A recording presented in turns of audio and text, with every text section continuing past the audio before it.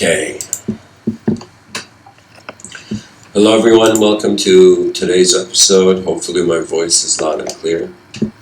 I'm a bit nasally today, but hopefully we can get through the talk. The title is Within the Invisible Other. And so I want to speak about the concept of desire and what it means when we desire something beyond our sensory perception. What does an inner desire reflect? Aldous Huxley has this very interesting quote. He says, "There are things known, and there are things unknown, and in between are the doors of perception."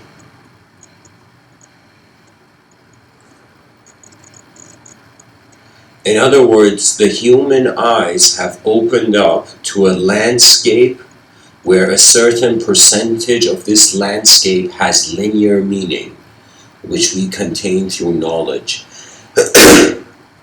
There are movements in reality that are unknown. You know, when you're especially talking to another person, you know, they have another mind. Their mind is unknown to you unless they speak. When Aldous Huxley said there are things known and things unknown, and in between are the doors of perception, Mr. Within will say that that's a revolving door. And in some sense, we're oscillating between moments of full consciousness and moments of full unconsciousness. That means you look at a human being, sure, you could stay up for a while, but after some point, it's as if the body needs to sleep, regardless of how awake the mind is.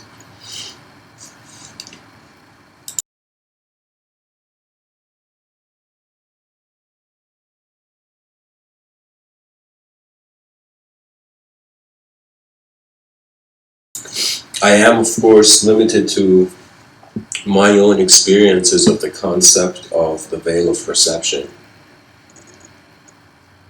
And because our veil of perception is in some sense being kind of seen through thoughts, we can say that that veil that allows us to perceive, or that filter we require to be individuals, is language, and is in some sense the dynamic of a character in a story.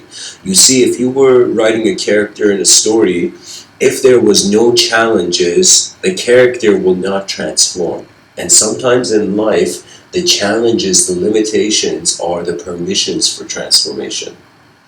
Fear is a grand permission to transform. Fear is like not confronting what your subconscious is already confronting.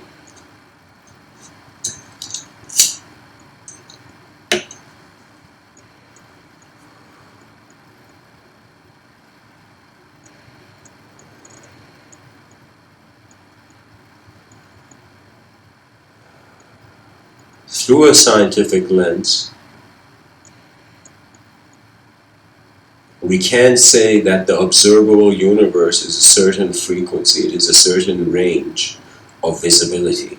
And that's why we have the observable universe and the unobservable universe. And some parts of the unobservable universe are not just stuff that's far away, it could also be the multiplicity of how the dimensions are placed.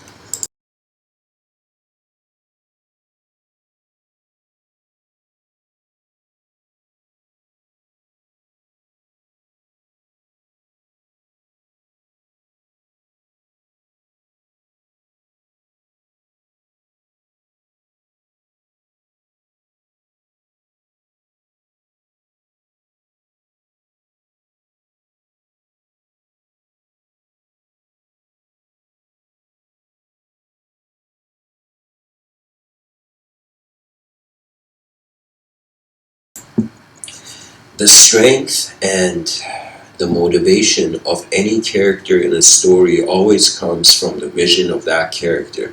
There is something every human being has access to, which is raw sight, R-A-W, raw sight. And in some sense it is sight before it has been categorized into perception.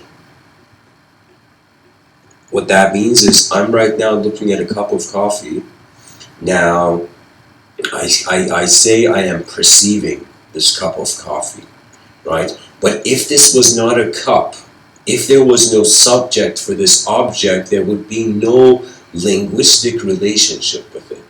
And that's what I'm trying to suggest to people, that regardless of how much the world is known, how much the world is unknown, how much of it has been observed, how much of it is still unobserved, it is in some sense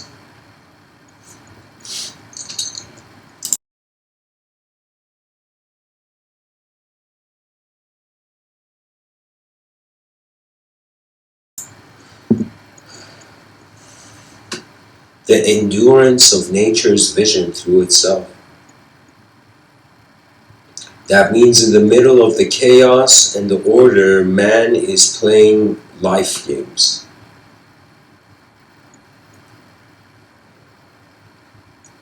The poet Rumi says the concept of the good, the concept of the bad, the concept of the order, the concept of the chaotic,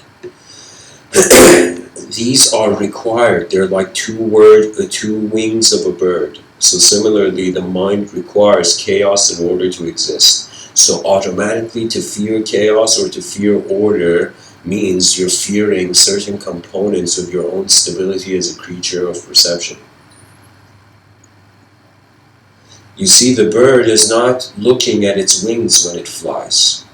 And similarly, when a human being truly lives, I feel there's a deeper perception than just the chaos and order of life. I feel beyond that paradigm, that sort of individual relationship of what do I want, where do I want to go, what is my experience going to be like, beyond the self-obsession.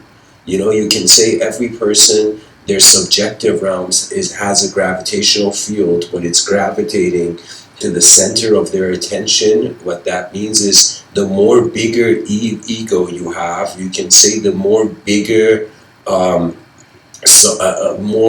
intense of a subjective gravitational pull you have.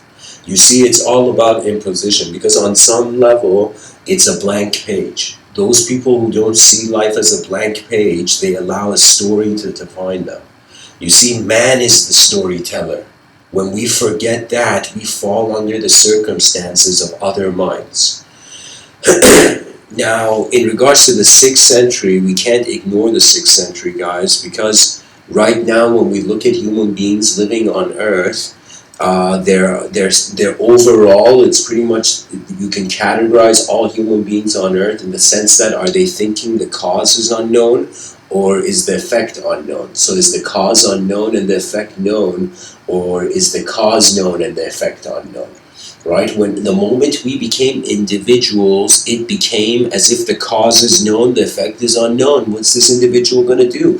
One of the most important attention-grabbing concepts that a person finds through religion, when I was really young, this concept was like what kind of resonated with me. It was the concept of destiny.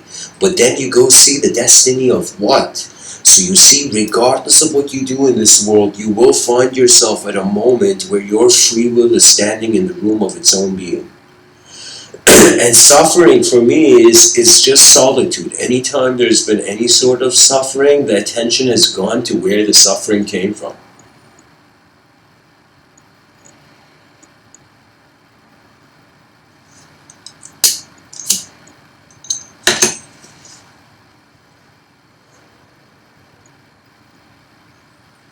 It took me a while in this life to get out of my own head. And what I mean by that is that an ideology was keeping me inside a certain mode of receiving the day every day. And what really liberated me was realizing that I don't know. I remember in 2011 I was sitting on a rock in the middle of a river in Edwards Gardens. There was like this small like river thing. I was sitting on the rock there. I was thinking about my life. I was thinking about what it all meant to me, what my life problems were, what life had sculpted me as. I was kind of thinking about everything. And then I asked myself an honest question. And many people may in some sense, how can I say it, in certain circumstances, of course, the texture of the mind changes. When you're speaking to your grandmother, for example, that's a totally different conversation than, let's say, when you're debating a neurologist, you know. So in some, unless your grandmother's a neurologist, yeah.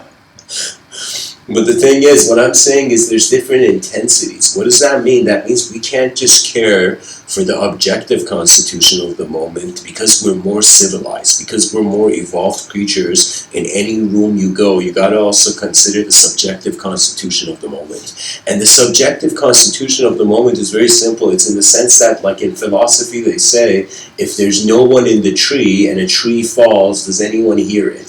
So similarly, the subjective constitution of any moment is what is there in the room. I remember this when I was a kid, and I'll tell this about people who don't know this about Iran, the country Iran. It's so in Iran, for example, I was a young kid. Me and my brother, we were at my grandmother's house when we were, I don't know, when we were 8, 7 or something. And I remember every time, because it was a theocratical society, every time, let's say, a plumber or someone wanted to come to the house to fix something, to my grandmother's house to fix like some issue with the device, you know, that person would knock on the door. And they had this tradition in Iran, because women have to wear, they have to clothe their hair, you know.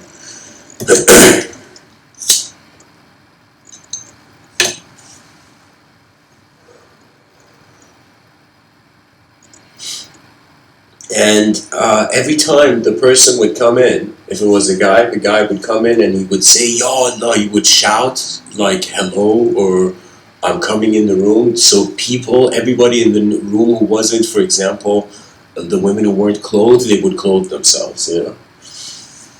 And it was a kind of, I don't know how to say it, but it was like,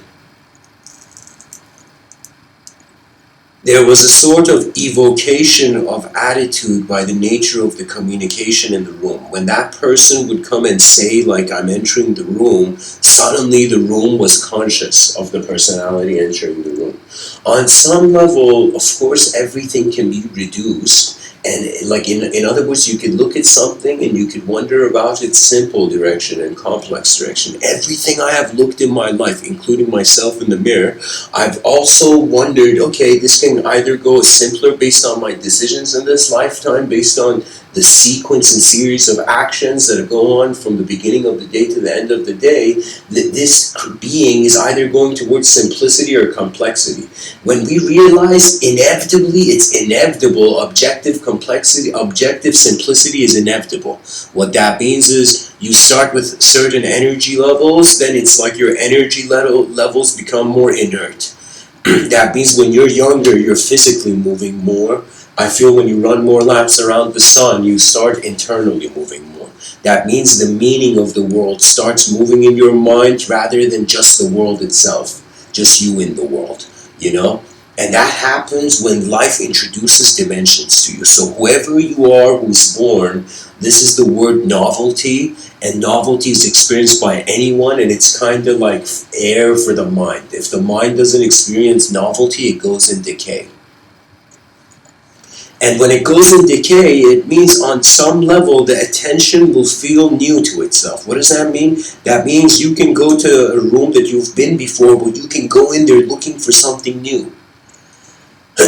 You know, you can go do the same thing, but you can totally do it in a new way, for example. You know, evolution can happen on many levels. But this notion that human beings are trapped to their own truth, or there's in some sense barricades in this realm where we are in the revolving doors of perception between the known and the unknown. I call it revolving doors simply because it's changing to a sense where your nature changes based on the ecosystem. So the reason I speak about the mind, or I mean we say mind, but there's a witness of time which appears to be fifth dimensional in the human experience. That means the 3 dimensions are space. Like right now I'm in a 3-dimensional space, okay? I'm moving this cup of coffee in there. Alright, 3-dimensional space. Now, if I was to leave this room and come back, let's say a couple seconds later and sit in the same spot, it would in some sense be another dimension where time would be separating those two same moments. So we can say there's a vertical multidimensionality and there's a horizontal dimensionality. I find time to be a sort of, let's say, horizontal multidimensionality.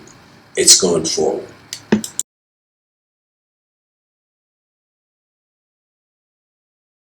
So what that means is time is what's separating the same kind of moment, those same two moments from each other.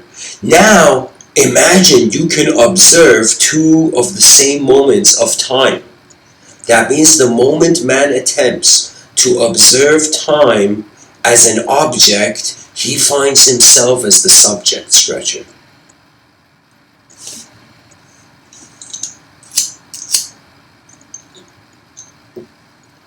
We're human beings. At the end of the day, we're paintings of nature upon itself. I mean, really, you can attempt to judge anything only to discover that existence is just existing. What you gonna do?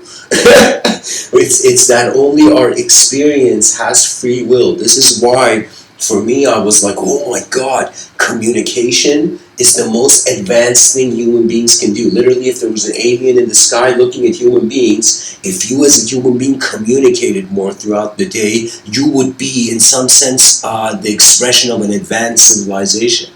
You see, because we have inner realms, and our inner realms have been taken away from us by beliefs that they don't exist. Okay? But the inner realms doesn't mean that the relationship stays the same. The way I see that, we have to, in some sense, this may sound hilarious, but I think Carl Jung was onto this. See, Carl Jung says, unless you make the unconscious conscious, it will direct your life and you will call it fate. So that means all the stuff you don't know influences you until you see what it is. Until you open the hood of the car, the unconscious is moving your car. You have no idea how the car engine is working.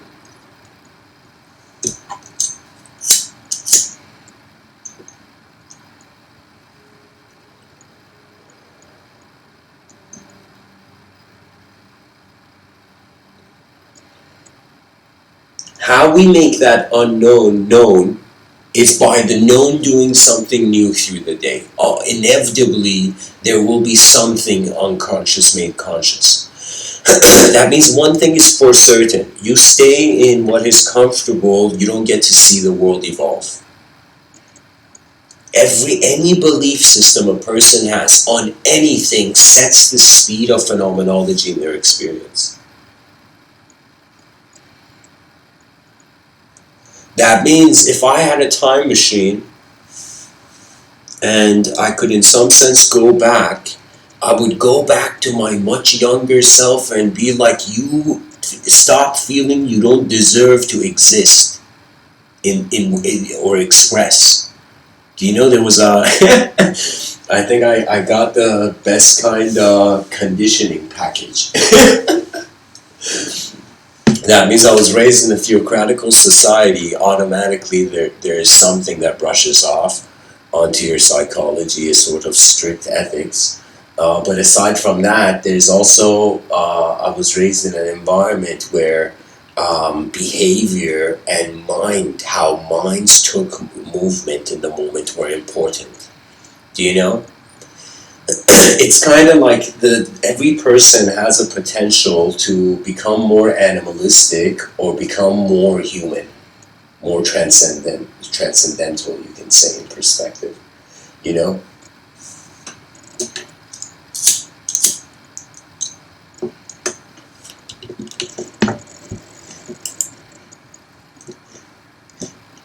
Okay.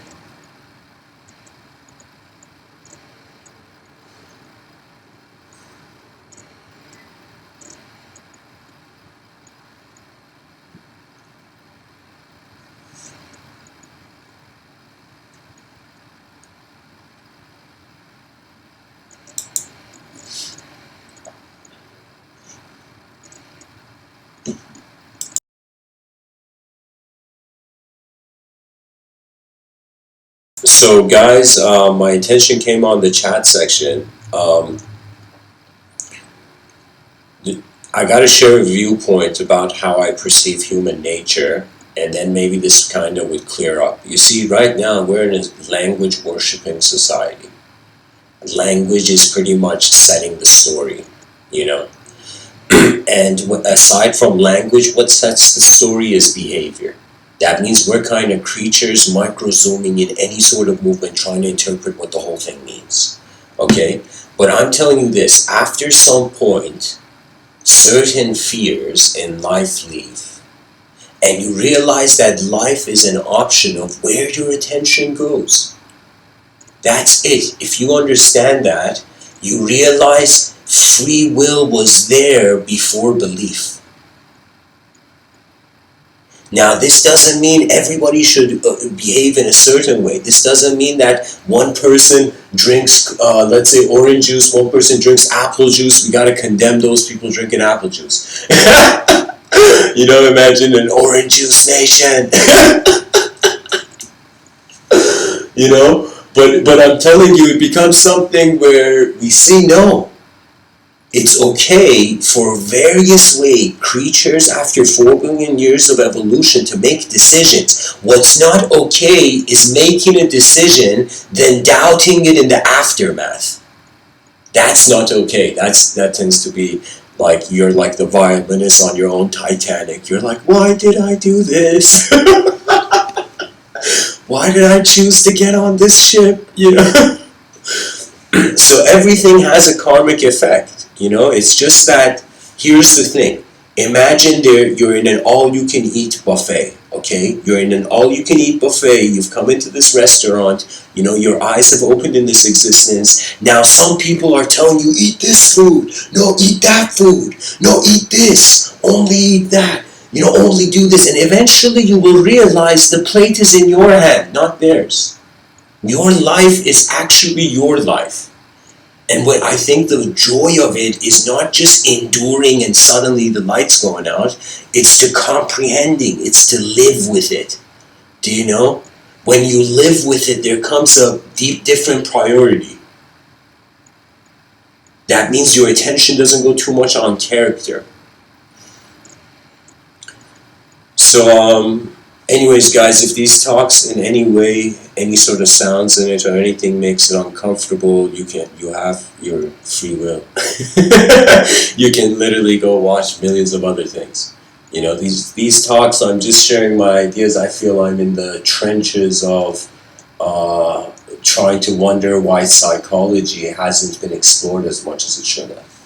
So I'm kind of like in my own zone speaking, you know. So if anybody's uncomfortable with that, I recommend, you know, feel free to move. It's just that we're kind of all painting our own pictures of the world and we're living through them. You know, and sometimes in life when we attempt to see beyond our own picture, it means we're going to enter a new space without an identity.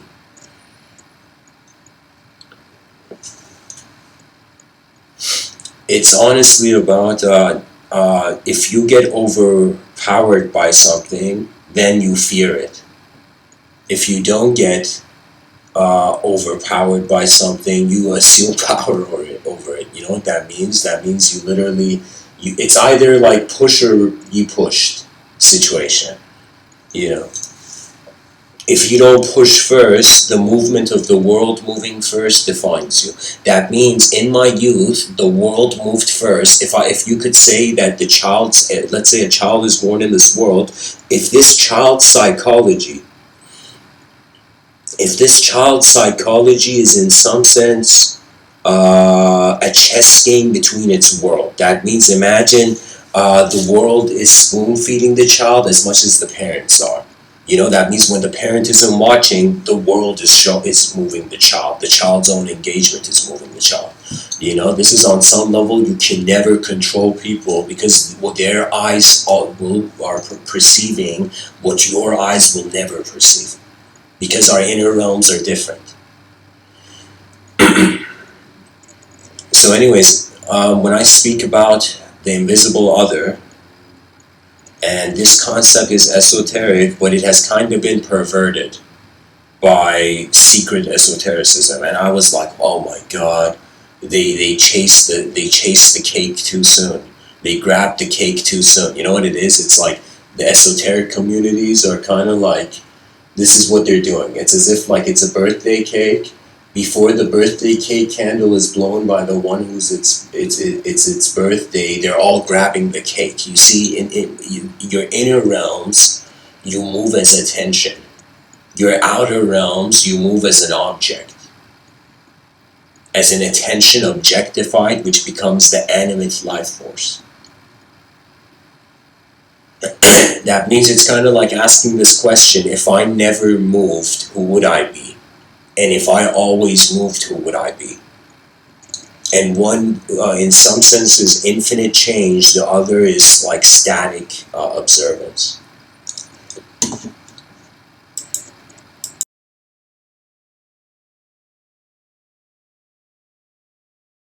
You see, guys, the best way I found a way to paint a picture of what I feel is going on, even with me sharing these talks, is that I feel we are we are in a battlefield of language. We're in the middle of the language wars and we don't realize it. And the language wars is when the language dictates human behavior before the awareness to the self. That means if you're a person and if someone comes up to you and says something to you, let's say person A is sitting in the park, person B comes, and person B comes to person A and is giving person A a picture of person A that is only real to person B. Now person A could get offended. It's like, no, who are you? You know, I remember seeing this Christopher Hitchens clip. Christopher Hitchens is this epic orator, you know, this epic speaker.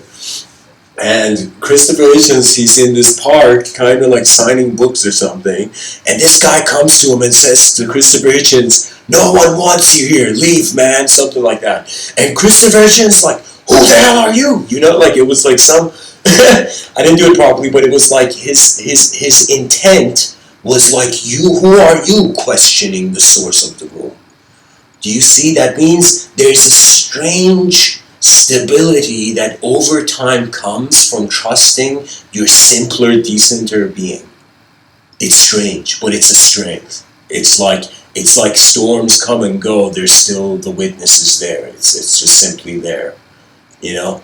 That means I could move my hands in any way, but the awareness still remains as space.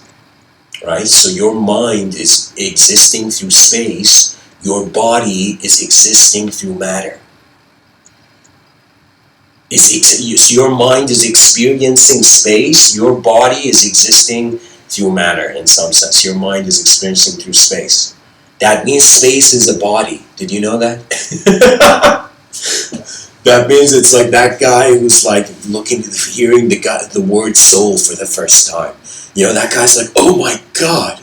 Are you telling me there's this transmigrating, eternal being beyond the dimension of time that is endlessly incarnating in this Buddhic karmic field? And then the guy's like, wait a minute. So I'm like this soul in a body, but could my soul also have space as a body? Could space have a soul? That's the question. And the answer will be the moment you allow a certain level of abstraction to connect to reality, you'll naturally notice your mind open and more comfortable to see it. You know? Like I have sometimes like, here's the thing. For me, life ideas were important for some time. Then what became important was the attention. Because I saw that the ideas will come and go. Just like how people change their clothing throughout the day, your physical body is changing. There will come a time where you're standing in the moment without what you have. So while you have something, you have to look at the value, you know?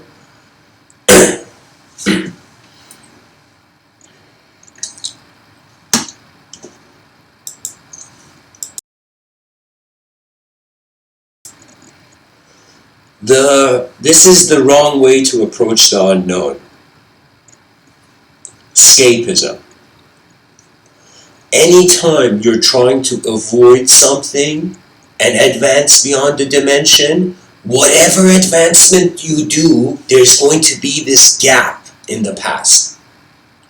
There's going to be this thing that you didn't try where a percentage of your being felt like it had to. I am telling you, right now we're at an age where sharing the inner realms is the greatest human activity. That means you tell me what is more valuable. You know, like we look at Socrates, imagine Albert Einstein. Imagine Albert Einstein, you know, the guy who was running the post office where he was working at. And, you know, Einstein was really smart. I think the reason he worked in a post office was to get access to a nice table, you know. So Albert Einstein, in some sense, imagine he was working that post office and the owner of the post office came in and he's like, Albert, you know, we're changing our business plan into a construction company. You gotta move bricks as of tomorrow. And imagine Albert Einstein was like, I have no choice. Imagine. And so it would be a situation where we're like, why the fuck is Albert Einstein moving bricks? Do you know? Somebody get him a table or a paper or something. Do you know? So that's the thing. The value of the human being after the subjective evolution, after attaining a conscious ability for the free will to define the environment, is no longer in just the external environment telling you what to do. The value of life is also how your eyes express in the world while they're here. So you see, there's a level of freedom. Freedom has different contexts, like concentric circles, like circles inside of each other. Okay? You might suddenly feel free, let me say it like this. Imagine the shy person in this world. Whoever's shy, you know. I carried that banner for many years in my life, you know. Shyness was like, for a long time I didn't care for my outer realms. Not that I didn't care, I would take care of it, but it would just mean, it meant that I didn't care for the content of my mind. You see, it's like there's mysticism takes you to two routes, I think. It either takes you into becoming the driver, sitting in the driver's seat of your moment, or it takes you to, in some sense, sitting in the passenger seat. Those people who go to the passenger seat, they become preachers of oneness. Like you ask the guy, like, how many pieces of toast you want? He's like, it doesn't matter, it's all one. You're like, come on, man, just choose. So you see, sometimes when a human being's choice is taken away, that's a sort of inner suffering which makes them question who they are, which sets them on some sort of, you know, a certain linguistic spiritual path. Do you know? That means a lot of people, they go towards spirituality because something they tried, it's as if like attempt failure.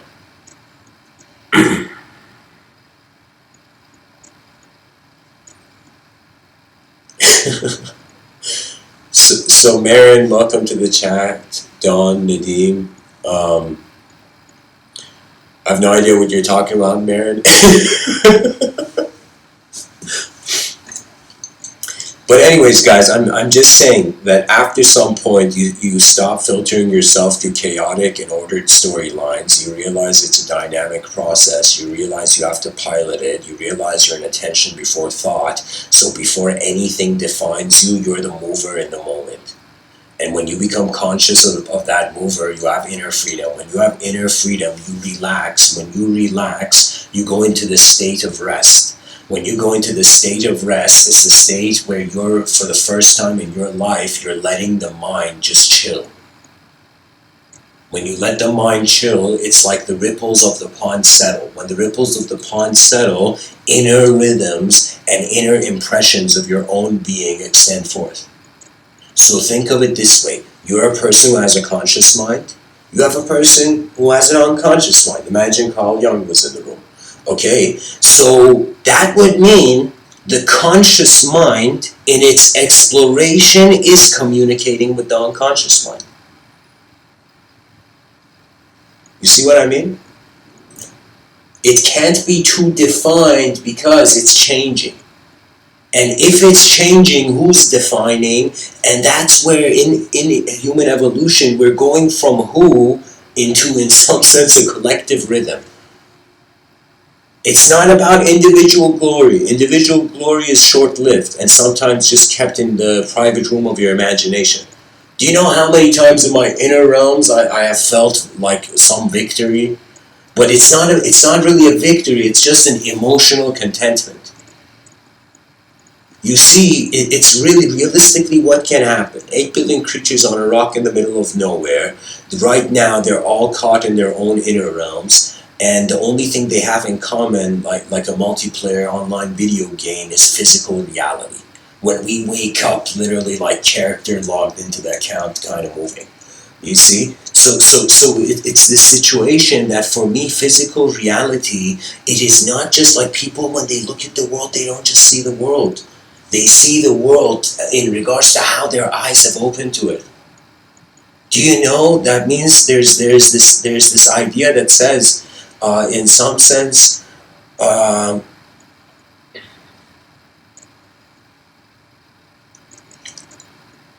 in the darkest hour, the bird at night feels the warmth of dawn on its wings. This is in the poetry of Rabindranath Tagore, in his imagery of his poetry. And what is meant by that is that what happens when chaos pushes you, you don't react, you just watch. What happens when order pulls you, you just watch. What happens after all those attempts end? You're left with your presence. And any being who becomes comfortable with their presence no longer suffers as a personality. That's what's happening. And your presence is your vision. So it's like, as long as your mind can do something about it, why is there fear? Fear should only be when there is no strength left, and then that fear stands its ground through honor. That's it.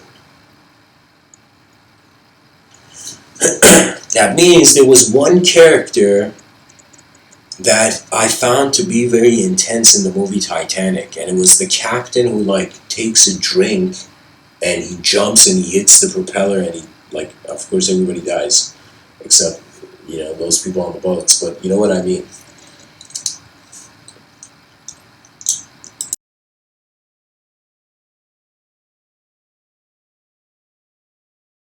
His honor was just to go through his moment. He's like, all right, life, you've brought me here on a boat about to sink, you know? It's like, sure, let's go for the last physical dive, you know?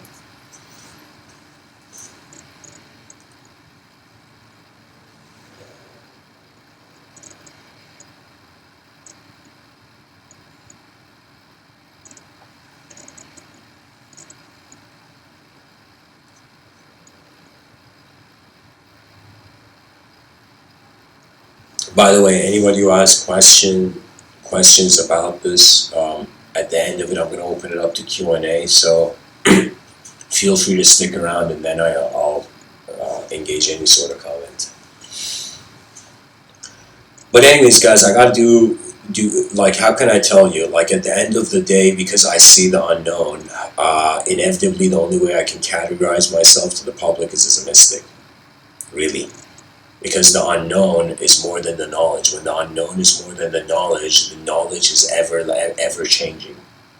You know, that means you go ask your teacher who is their teacher, and the teacher gives you a long list, and you go see the teacher of all your teachers, and you eventually see it was an experience in life where the teaching came. You see, a lot of teachings, before there were teachers, nature was the teacher. Your eyes were the teacher. The caveman had no teacher. The world was the imagination. Do you see? But when the imagination emerged in a superior form, where we had people like, do you know how ancient art is? And we have devalued it in our society, and only, you see, when the economical system defines the content, it, in some sense, it becomes a broken image. Because freedom is doing it for the idea, but the economy is doing it for what you get out of the idea. And then it comes the battle of the future with the present. If you live for the present, you have to be true to the craft, true to the moment. If you live for the future, you are in some sense choosing to consciously sequence certain activities for the future.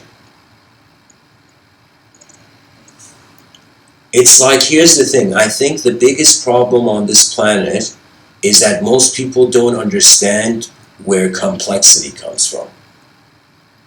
And if you realize it starts from simplicity layering upon itself, then you will see things in a totally different light. That means usually when I see people, there's been times where I've gone with friends to certain out of the blue kind of like parties and whatnot. And anytime I see a person, my mind sees as if two versions of them. And based on where their attention is, like it's kind of like this. I don't know how many people have been in a fight, in a street fight, but when you're in a street fight and the nose of the other person starts flaring, that means the person's getting oxygen in their head to hit. That means it's starting, you know?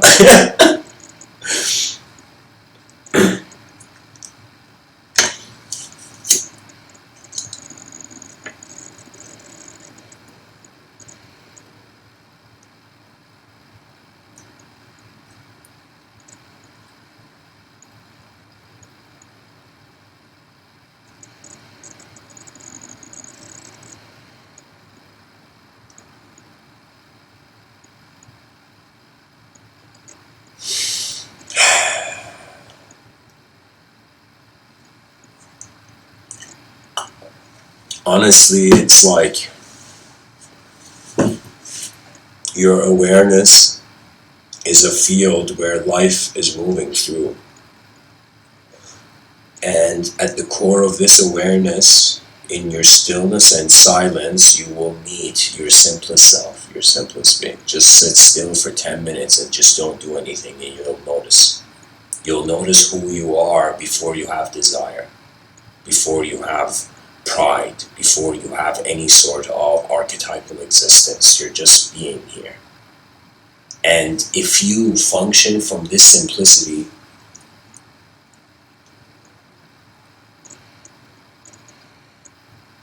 you heal the potential of your mind.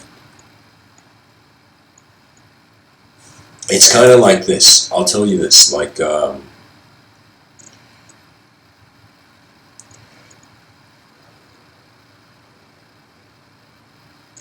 in Vedic circles, they see Atman, and they see, in some sense, the Parabrahman.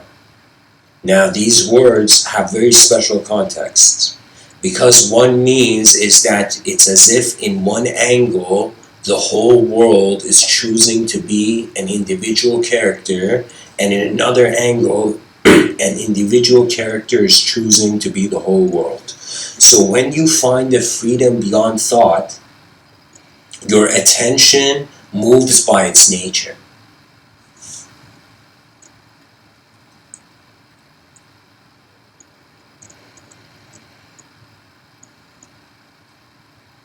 It's like we're not realizing, we're projecting the space of the value of phenomena. That means when I look at anything, what it has a meaning for me is what can happen to it. That means if all the chess pieces on the chessboard don't move, nothing happens. But if any chess piece moves and there is the decency for you to kind of live a life where you make a move in life and then life makes a move towards you. You make a move in life and then life makes a move, you know? And there is times in life where life suddenly is like the white chess pieces. Life attacks you first or engages you first. And there's some moments where you're like, in some sense, you're the white pieces. In some sense, you're confronting you're advancing into the moment. You see, it's just that it's attention. I feel the strongest attention in the room tends to hold on to the image more.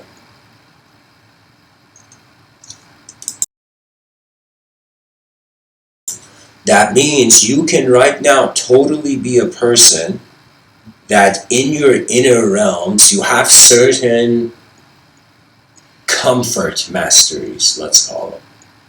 What that means is there's certain ways you've watched certain things and you have in some sense brought forth skill. I can tell you that if there is a mind to the world and this mind had some sort of natural vision of itself, nature had a plan, this plan would include the skill level of human beings.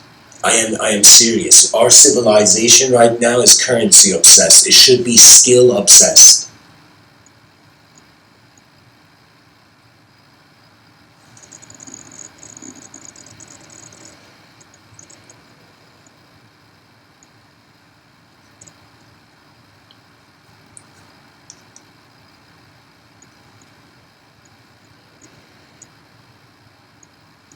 You know, there was this Japanese narrative, and it was a show that definitely they made a lot on this production, right? So you gotta, when a person studies film, they're studying actually the perception of the audience and the perception of self, pretty much.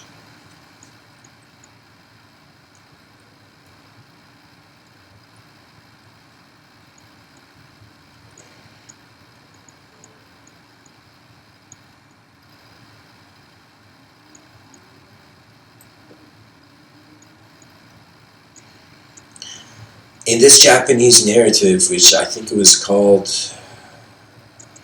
it was an animation, it was Boku Academia, something like that. Hero Academia. It was this show. It was this story. You know, it was just like some smart company had developed a very. They found, like, I could tell you Japanese stories, guys. Japanese storytelling for me, especially as a Persian guy. Like Persian storytelling is advanced, but like Japanese storytelling is next level for me. You know. That means the greatest stories the world hasn't heard are all in Japan. You know? But anyways, in this story, human beings were found in a world where there was a mutation where every human being had some sort of power and skill. That means some people had like telepathy, some people had super strength and all this. And it was this vision of a civilization where every person they weren't going to the educational system. It was as if the civilization had banned normal, regular education, and in some sense was mainly focused on the people becoming heroes of their civilization, right? That was the theme. Now, in this whole story, the whole story is painted around a character who doesn't have what everyone else has, but he has the nature of a hero. You know, he has the nature of a hero, but he doesn't have the ability of one, right? So in this whole universe, eventually these characters go and they get abilities and whatnot. It's a show. But what happens is that it's not just about what ability you have, it is how you use it in a collective environment. Do you see what I mean? That was the greater motive.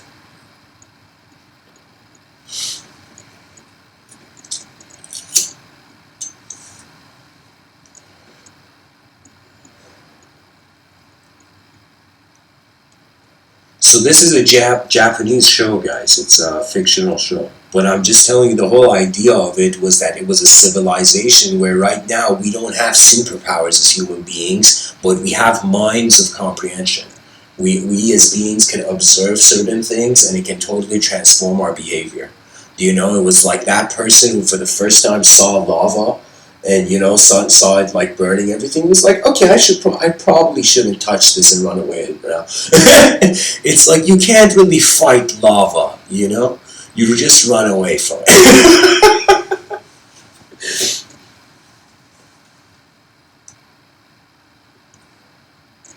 It's like, imagine 100%, probably by some village like in Pompeii, somebody went up a tree and was like, wait a minute, this tree's gonna burn when the lava gets here. There's no point of me being on this tree.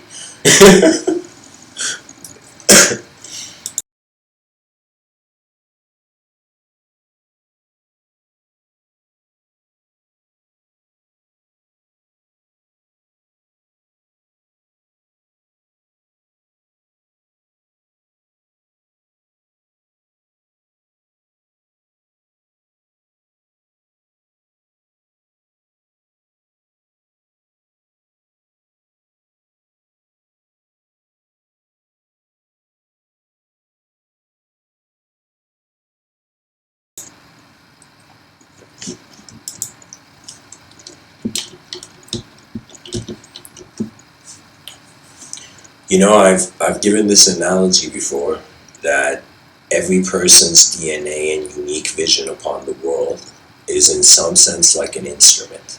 Okay, your mind, or let me say it like this, your brain, or your whole biological existence, let's assume it is that for now.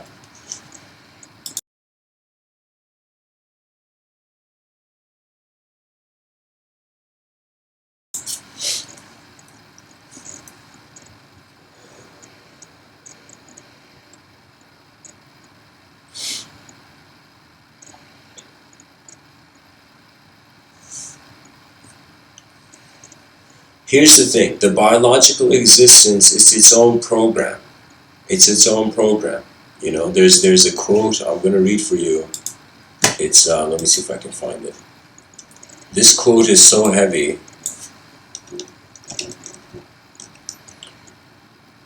Oh no, I can't find it. Oh gosh. But anyways, okay, here, wait, let me see if I can find it, guys. Hang with me.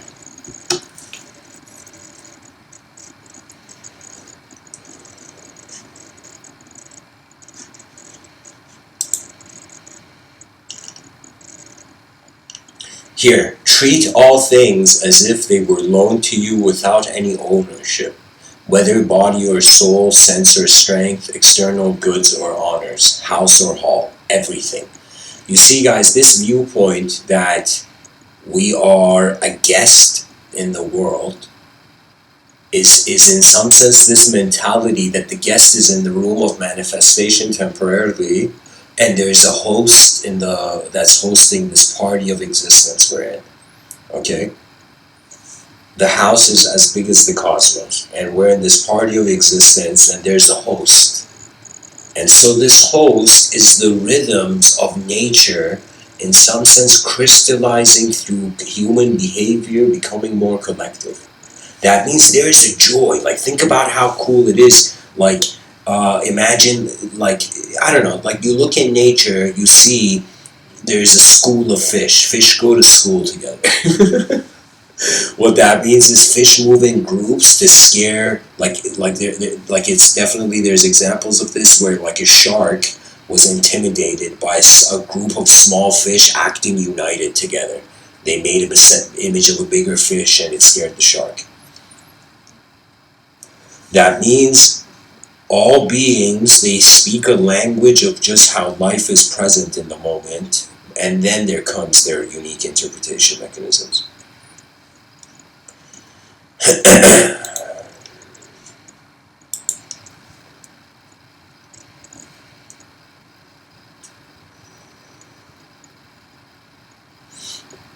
Okay guys, so Hurricane has shared an interesting quote from Robert Anton Wilson, Prometheus Rising. I think Robert Anton Wilson was a disciple of Sri Ramana Maharshi, or am I mistaking him for someone else? He says nothing in this book is an attempt to prevent the really resolute misery addicts from continuing their pursuit of frustration and failure. I'm going to read that again. Nothing in this book is an attempt to prevent the really resolute misery addicts from continuing their pursuit of frustration and failure. Yeah, that's an interesting concept. So thanks for sharing that, Hurricane, in the chat section. Yeah, you know, it's all, that's why I'm saying it's your attention before the thought. Where your attention is, the thought is extracted. When I look at this cup, I call it a cup. When I'm not looking at this cup, I don't even consider the nature of this coffee cup. You see, so really we are the life of what is in our attention. You know, and if you realize that in your attention, in regards to how we're all in a linguistic simulation where there's a character in a world, so it's either the character changing or the world changing. And whichever changes first defines whether you have free will or not.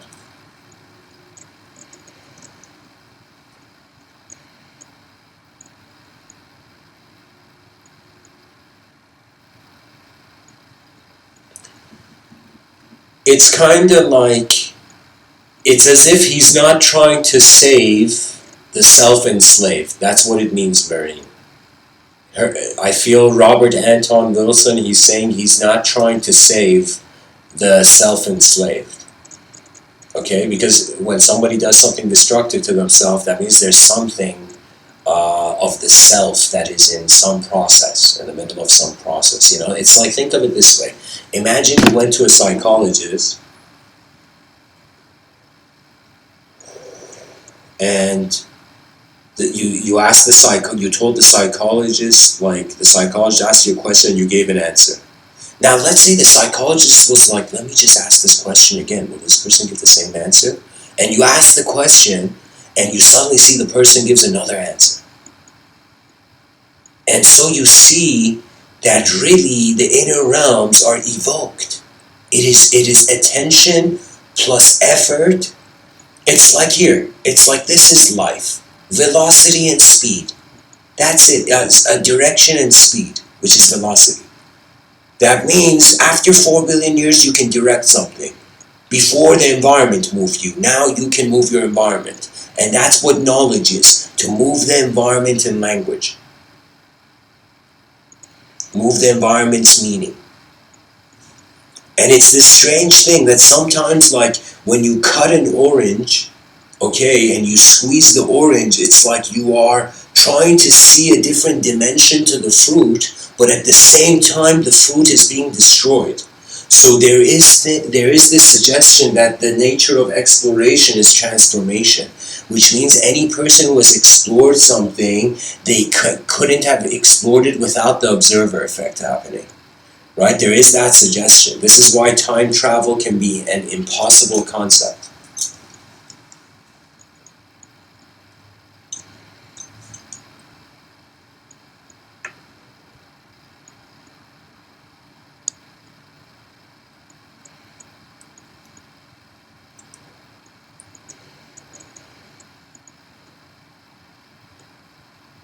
I'm pretty sure, Hurricane, in the chat section, that I don't know why I have this gut feeling that Robert Anton Wilson, he was a disciple of Ramana Maharshi. Or let me double check this actually.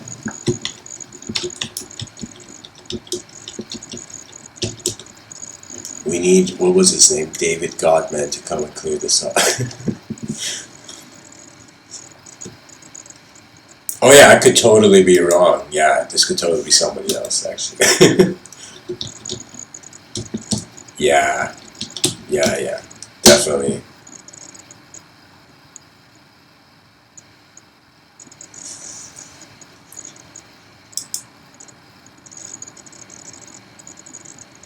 No, guys, I think he's actually someone who maybe knew Ramana Maharshi.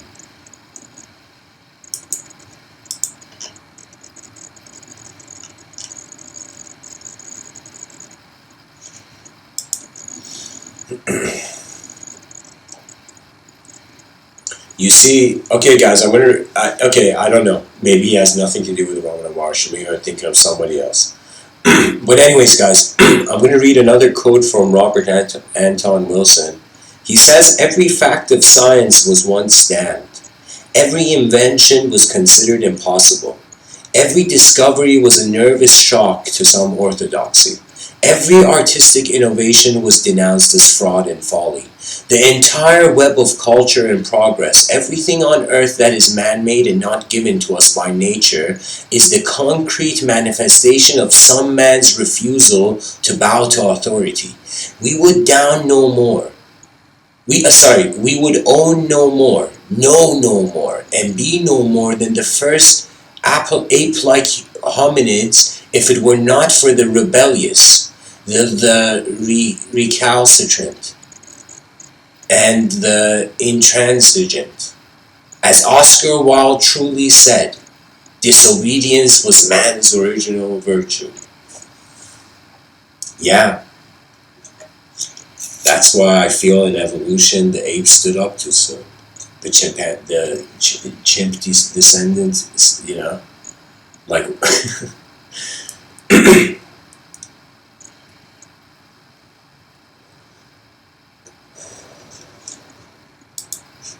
yeah, guys, that's the whole point. There is this rebellion against your own past that the future is commanding you to do. That means you gotta care for the new if you want things to update. I'm going to read a quote from Shiro Onomarshi. He says, "Why should one's attempt to be always attended with success?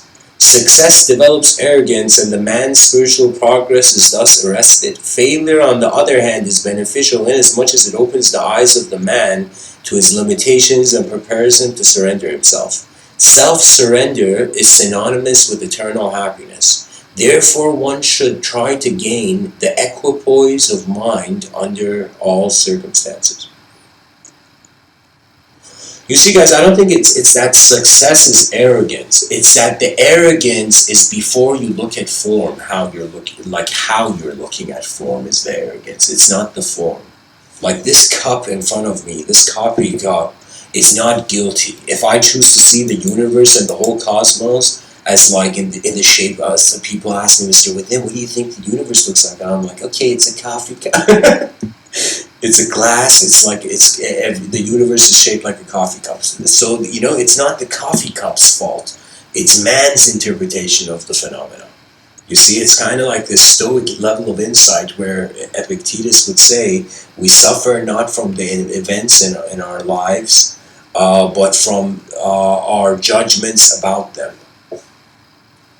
You don't suffer because of what happens. What happens, happens. It's like nature. It's like, did you suffer when that squirrel jumped from that branch of the tree to the other branch of the tree? Did you suffer, how asteroids moved in space or something? No, you don't suffer about what's not in your attention. Have you noticed? So it has to be it's suffering is not a sign of something bad. It's a sign that you're seeing more out of the picture, or how can I say it? It's like in this civilization of ours, you as a human being have to realize there's chaotic beings and there's ordered beings.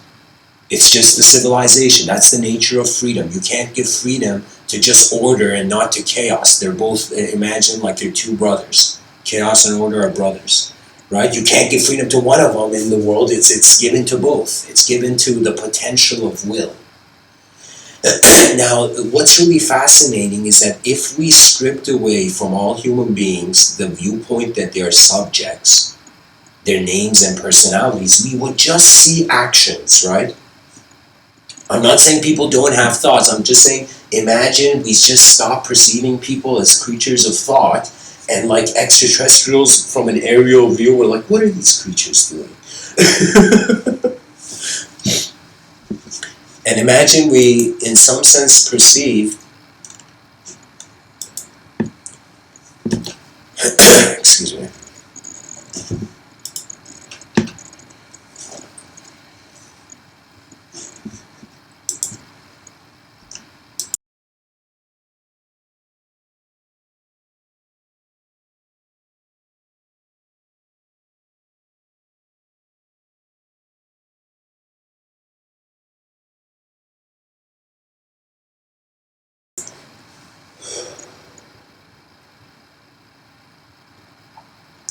how can I say it, guys? The mind doesn't live like the body.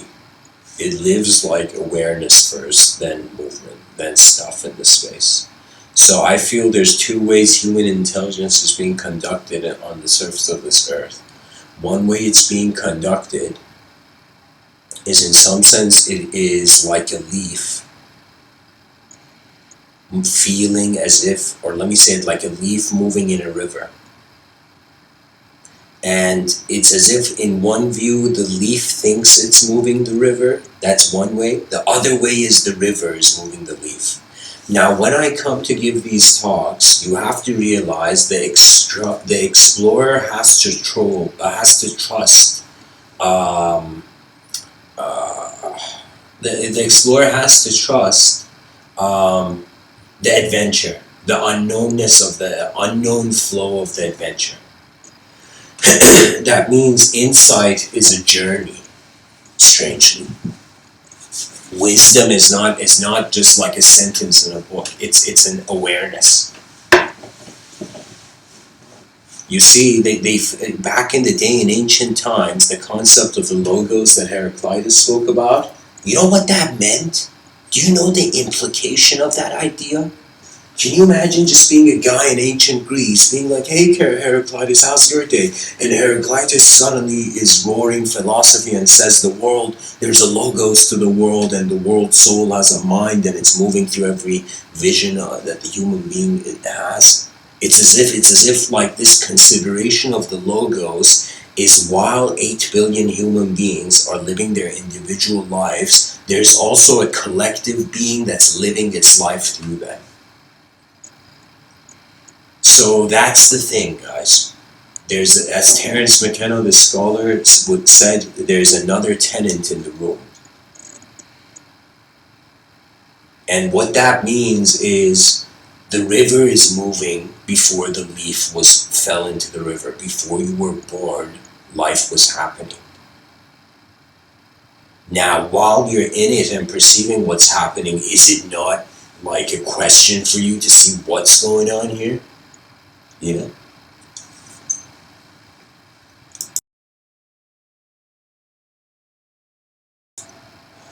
I'm telling you, the way I see our civilization going, um, here, I have this playful concept. Like, I remember somebody telling me about their relationship with some sort of interdimensional personality. What that means is, it's like when somebody tells you about their friend or someone, you know, let's say you ask, your lover, like, how was her day or something, you know? And so you begin to see, like, that the reality of that being. For me, on some level, every being they are generating their sphere of mind. That means if you were on some subtler level, perhaps this could be potentially valid. But if there wasn't, if this world of ours was multidimensional, which is a coin flip of individual decision,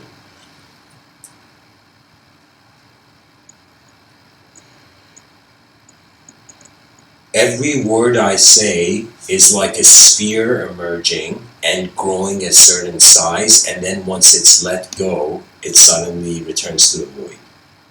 So before I started speaking at all, I would speak and listen to myself, you know? I would be like, all right, let's see what my voice sounds like. And eventually I realized that it's like God bless every child that was told not to press the button and press the button. That is the rebellious nature of evolution at work. You see, it's like any human being that takes the time to reject or hammer ideology will realize it a waste. Because we are not here to kind of validate. It's like the only way we would all agree to something if we were all clones. So you can say the more human beings want to see the same thing, there's a danger of being sucked into some sort of weird clonehood. You know, that's like the issue of, for example, human behavior that many people didn't consider. Like they saw, for example, I saw like there was this guy I got shocked. So I remember in my youth, not in my youth, but like in 2013, somewhere around there, I was really looking at just like what other people had said about what they felt like the soul was, or what the mind was, or what reality was, what consciousness was. And I remember I came across this person's quotes, Osho, and Osho, there was a lot of like ridiculous level of insightful quotes from him. But then, years later, I saw this kind of thing that this man had kind of been branded in some sort of cult, and it was as if like some sort of um, I don't know, some sort of corruption had impeached the purity of the wisdom, you know. And it was the situation where I was like, how hilarious is life? That in some sense, people, they're not just satisfied with ideas. What they're drawn to after the idea is how that idea relates to some sort of personification process, or how you are actually, as an awareness, perceiving the self into being. So becoming comfortable with your mind is feeling comfortable in a vacuum. When you feel you can no longer feel paranoid in a vacuum, you're ready to explore your inner realms. When the concept of paranoia goes away, you suddenly see it's kind of hilarious. It's like the child is born, then every person that child meets puts a box on the child's head. Some people put a heavy box, some people put a light box, some people are kind, they don't put a box on your head at all. And the child goes on with constantly feeling the weight of life heavier, heavier, heavier, heavier. And these boxes are ideological lenses where that being is perceiving life through. And when you realize you can take off the lens, and you can even, at some point, the filmmaker sees, like, the cameraman sees such supreme acting that the cameraman just lets go of the camera and watches. It's like that moment you're a good actor, when the cameraman couldn't listen to the instructions of the camera anymore, and it was just a moment of watching. Unless you're a very zen cameraman where it's like second nature to you moving cameras, so then at that point it wouldn't matter.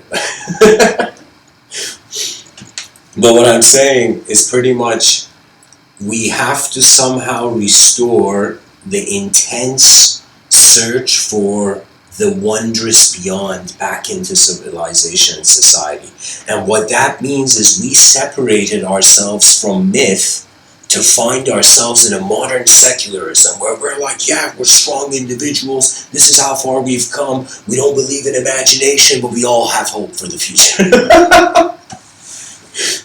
you know?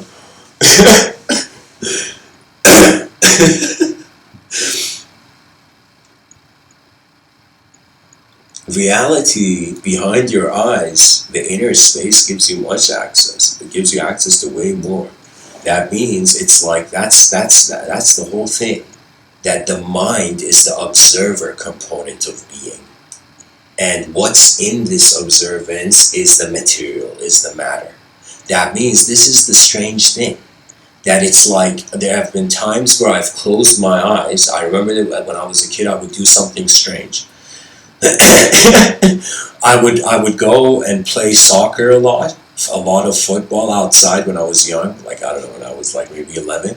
And then I would come home and my house had these tiles, marble tiles on the ground. So I would go and I was so hot, and just body temperatures as a kid, like I'm telling you, I was so hot that I would just open the fridge, to just like cool myself, you know what I mean? Open the freezer and just be like, okay. So I would go lie down on this marble floor after like intense exercise, and it's not something I wouldn't recommend people to do it. I was like a maverick back then, and so I would lie down on this marble floor and I would close my eyes. And it was that sort of feeling for a second where it's as if you let gravity you're just there. When you lie down, anytime a person's angry, just like how you would brake, like there's the emergency alarm, if you don't know how to control your anger, but you have to, the instant alarm is to lie down on the ground. That means two people who are fighting angrily should immediately put their backs on the ground. They should literally lie down on the ground, and then talk. I am telling you, because it's all about the intensity of will. That's the simplest way to ground yourself, by the way.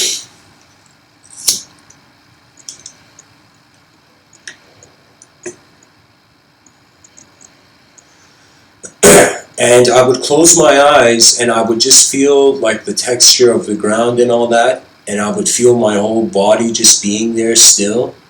And then, when I kept my eyes closed enough, I would have deviations in my sense of orientation. That means, imagine just look at something right now and then close your eyes and keep them closed. You'll see it's like how long till you need to open your eyes to repaint the picture of what was in front of you. Do you see? So in your inner realms, there's an echo. It's like when you see something and close your eyes, it's echoing in some inner space as some sort of sensory processing of this biomechanism we are.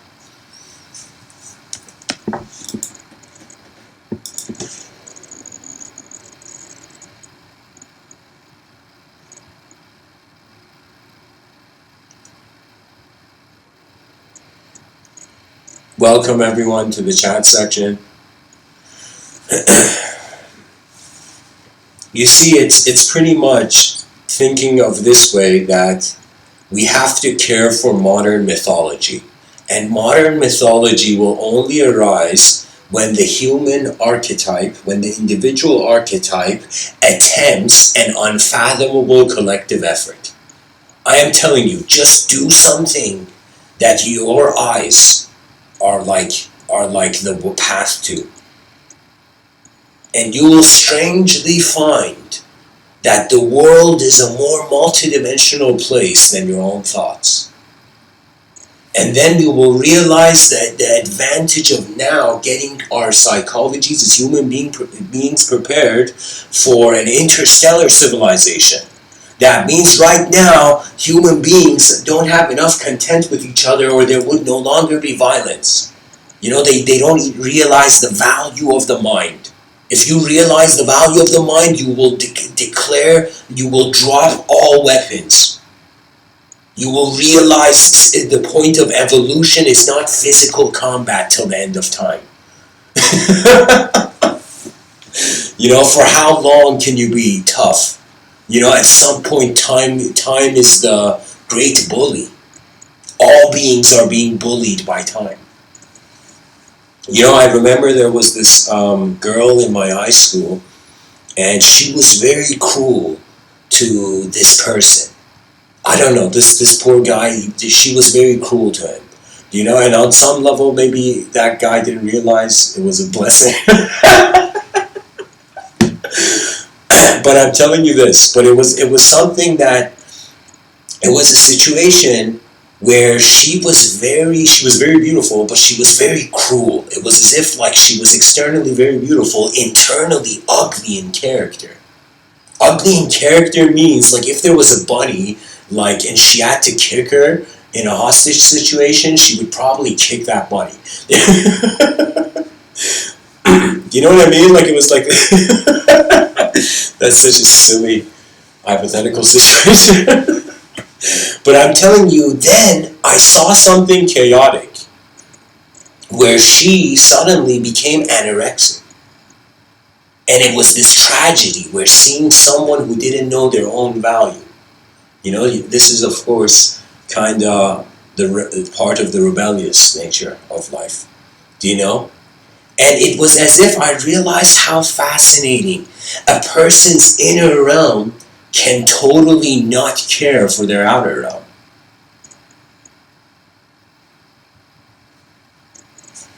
There's a feeling that sometimes may find a person in this life, and it's the feeling of a moment they felt they had to participate in, which they didn't. If you have too many of those moments, the artificial will feel real for you. That means there's a danger to lying. I'm telling you guys, there's a danger to lying, in which ideologically you become multi-parallel possessed by outcome. So what that means is there's pretty much two ways you live in this world. You either accept your simplest version of who you are and just move in the world and you're then comfortable with the complexity, or you're not comfortable with yourself and you want to somehow listen to the voice of the environment. The value of human life is in its freedom. But freedom of what? Freedom of the space to perceive.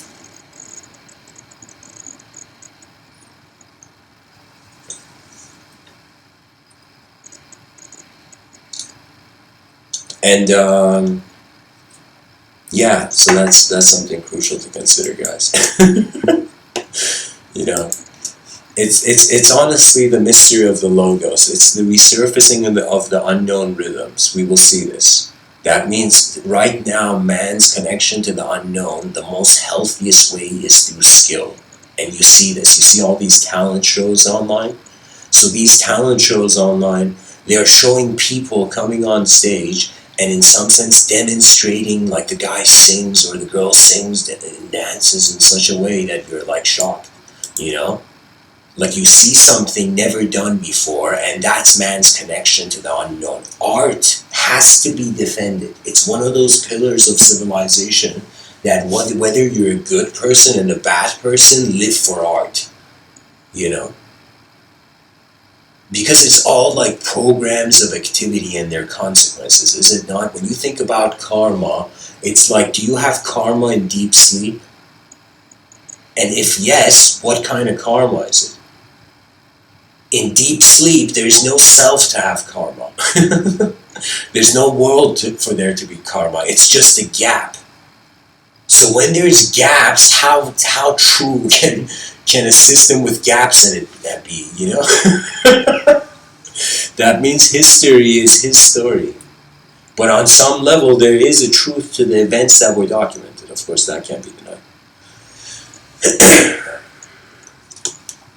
I'm just curious, guys, you know, I want to see, does the world care about the unknown, or is there a fear to constantly live in a sort of this known system to the end of time? Like, what is the game here, you know?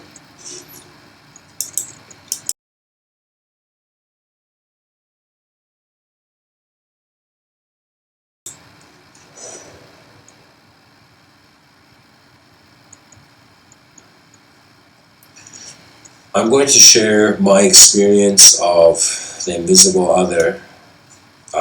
This experience, you gotta consider that I'm just one person in this universe of a billion trillion stars, and this is what I experienced. So I'm sharing with you my inner realms. I'm not saying these are truth. I'm just saying this is what my inner realms appeared like when I felt that there was an invisible other or anything beyond the veil of perception. So if there was a so if you were to, so right now I'm trying to give a commentary on how I became familiar that beyond my sensory processing, the processing of sensory perception through language, there is also more phenomenology occurring, but that phenomenology is non-conceptual, but it doesn't mean it doesn't have a personality.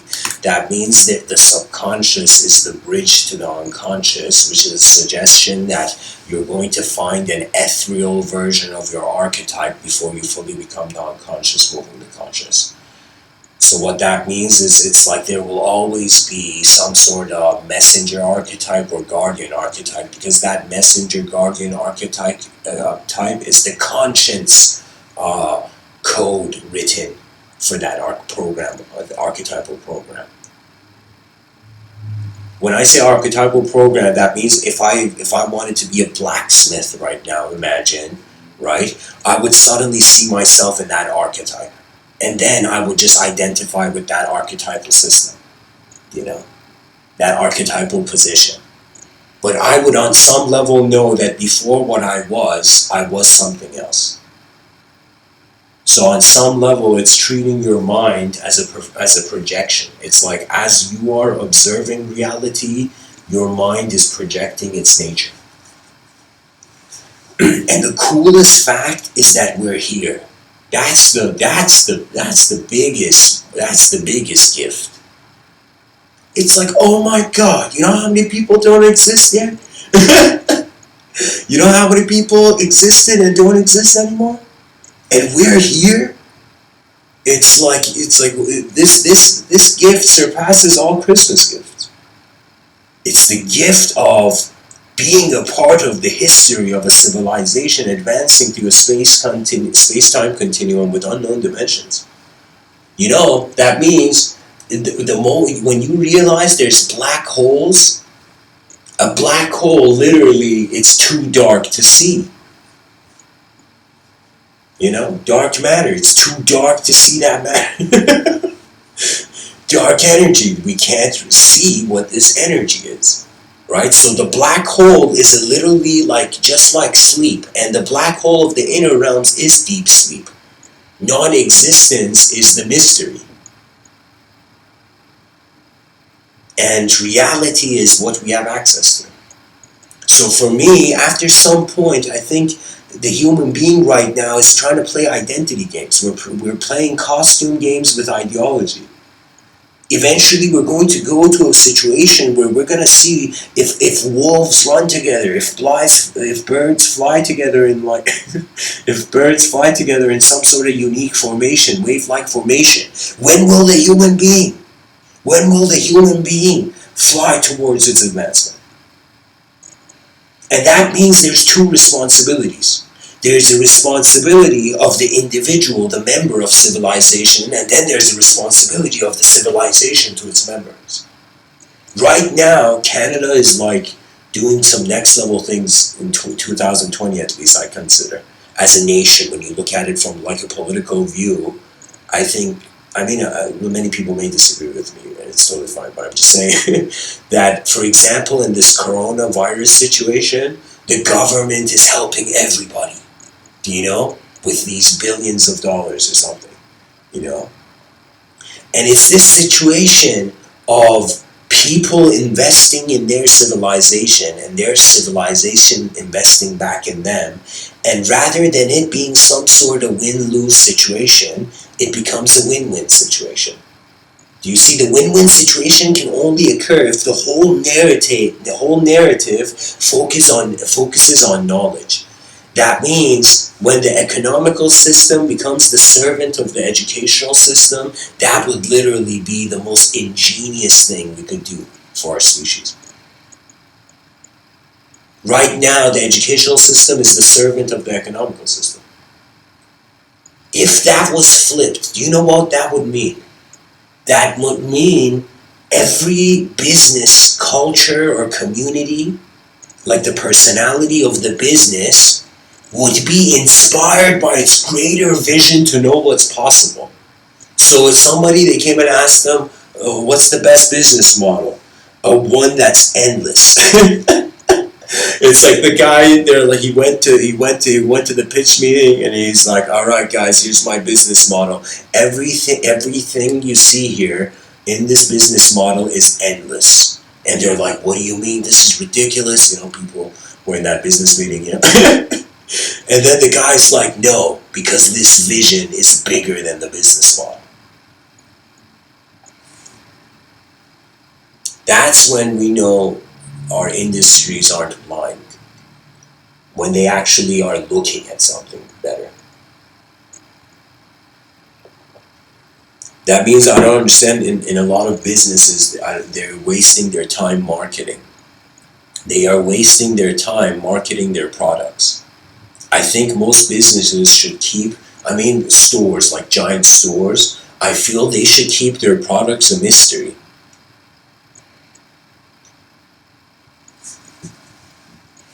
There was this kind of, again, another Japanese animated show named Psycho-Pass. In this show, there's a girl who's a detective, and there's this system where every human being's morality is measured by this AI. So if this AI sees the morality of the person become foggy, everybody has to destroy that person. Like the police are just onto that person. Even if the police's morality gets foggy, they have to be killed. So it's a sort of AI enforcement of honesty and civilization. But it's at the same time very dishonest, because the AI's judgments is terrible. That means if a human being perceives a messed up activity, they suddenly feel guilty, and then like their morality's foggy.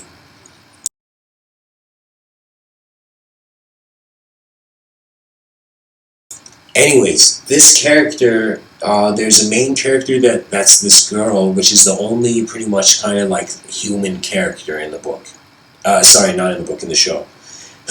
And this human character wakes up in the morning, and look at how technology is. It's kind of set in a sci-fi setting. She wakes up, there's this AI hologram, and says the AI hologram asks her what kind of preference do you want for a room. And her room is like plain, simple blue walls. right? And the program, she tells the AI Victorian, and suddenly her whole room has this hologram projected all over it, where it suddenly looks like a Victorian, like a palace room, you know. And so I was thinking that look at the strategy of marketing, where all these people who go to malls and who go to shop, imagine if the walls of the shopping, you couldn't see what the product in that store was. If you couldn't see what the product in that store was, you would have to go in the store. Now imagine you went in the store and the store was like a different reality. We call this the Narnia effect in shopping. You know, the Narnia effect takes over all shopping malls. You know, all stores are like these, they have their like mysterious gates, and the person enters the store, and the store is like an experience on its own. And once people are committed to this experience, they'll definitely feel like they can give something back if the experience was nice.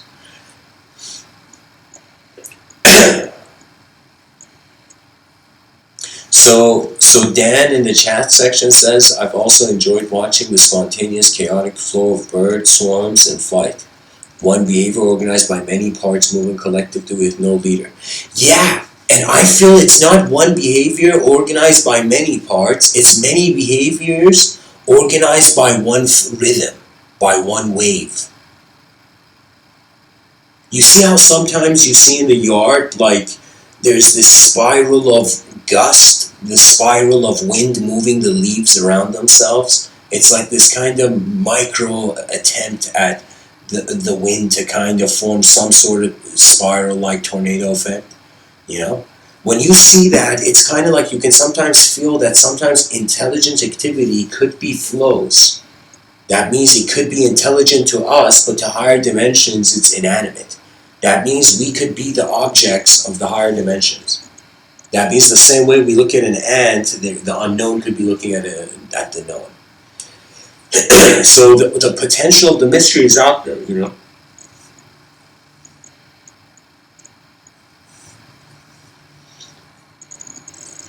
So Marin says, can you control chaos? You can control what you observe, what you're aware of. If you're not aware of it, you can't control it. If you fear it, that means you've denied yourself to comprehend the system further. So anything you observe, you can do something about. What you can't observe and are doing something about, most likely is impulsive. The archetype is deciding for you instead of the witness within. So anyways, guys, I was going to go into this this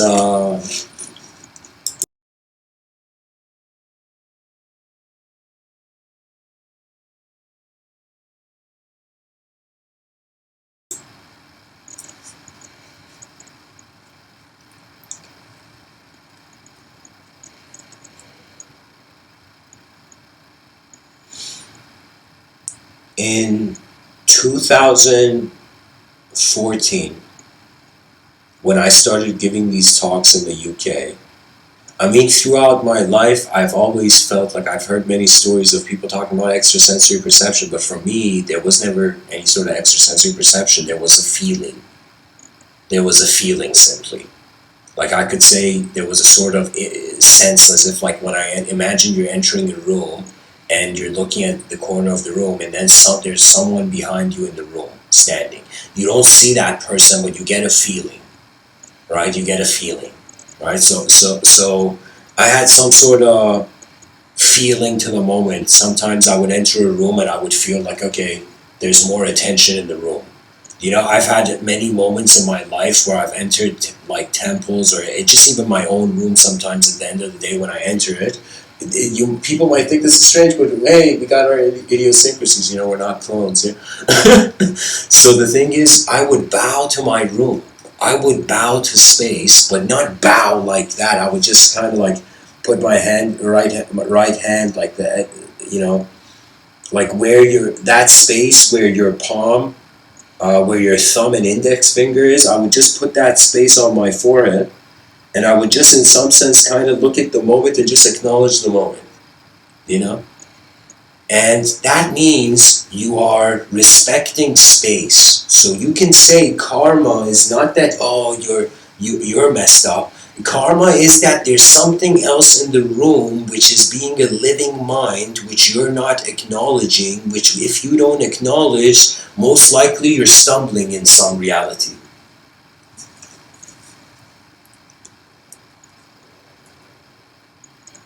So my experience in 2014, when I was giving this talk, I remember I just had this kind of like, at that time financially the weather wasn't good. And so I had my phone, I had these Apple headphones, and I had this cup of tea with sugar, you know? And it would be kind of like at night, and I would just go and sit down, and I would just press the record button and start speaking, like the vision of the moment, you know? And I want to tell you my experience of the invisible other. The invisible other appeared to me as what was moving the moment before I was. And it wasn't a thought, it was experience's wilderness, which is kind of the rawness of the soul, where you stand as what you are. That's it. There's something so elegant about silence and stillness where it was okay before any language existed. That means our species, if it wanted to, it totally has an ability to be silent, because so many people, you know, one person who's contributing to the cause of telepathy is Rupert Sheldrake. But I'll tell you, in some sense, if we were a telepathic society, we would have no need for language or communication. It would just be the transference of images. We would be the silent civilization where just images would be just passed down between each other.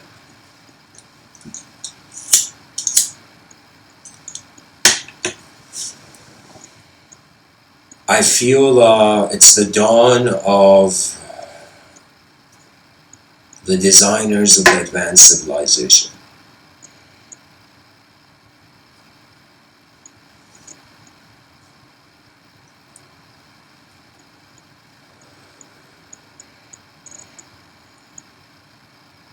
You know, this may... forget it. One second. You know what would happen, Dylan? That's a great question. Welcome to the chat. So what would we have memories if we were a telepathic society, if we were all one mind space? Let me tell you, we would not have memories. We would be all those memories. It would be probably like how drops you see on your windshield or something, like in some sense the drops merge. In their emergence, they emerge as a new being. So the reason I can't fear too much matter, because there's nothing to really fear. 99.9% of the atom is empty. You know? That definitely inspires you to have faith in materialism. That 1% is enough to be a materialist, you know? It's a relationship of mind with space. You know what that means? That means we have mastered relating subjectively to objects. We have not mastered relating subjectively to the space. And this is where language has room to grow, where human beings share their inner realms, because your eyes are open once and those ideas have visited you once. You know? As much as I've had, I remember there was a time where I've mastered writing in the dark. And not because I wanted to, because I had to. Because there's been many times where you might not believe, like some people maybe, you know, sleep with when they sleep in the bed, like they have, like, I don't know. I have a notebook in my bed. There's a notebook and like a pen, you know? And in some sense, it would happen to such a degree where I would go sleep, I would turn off the lights, then I would get this suddenly unique access to some sentence structure, and then I'm like, okay, I have to write this down. I would wake up and write it down. Eventually, because I don't know what it is, guys, when a person sleeps, their mind is slowly becoming gentle, so they comprehend everything that's happened throughout the day, so there's these release bursts of energy in the inner realms.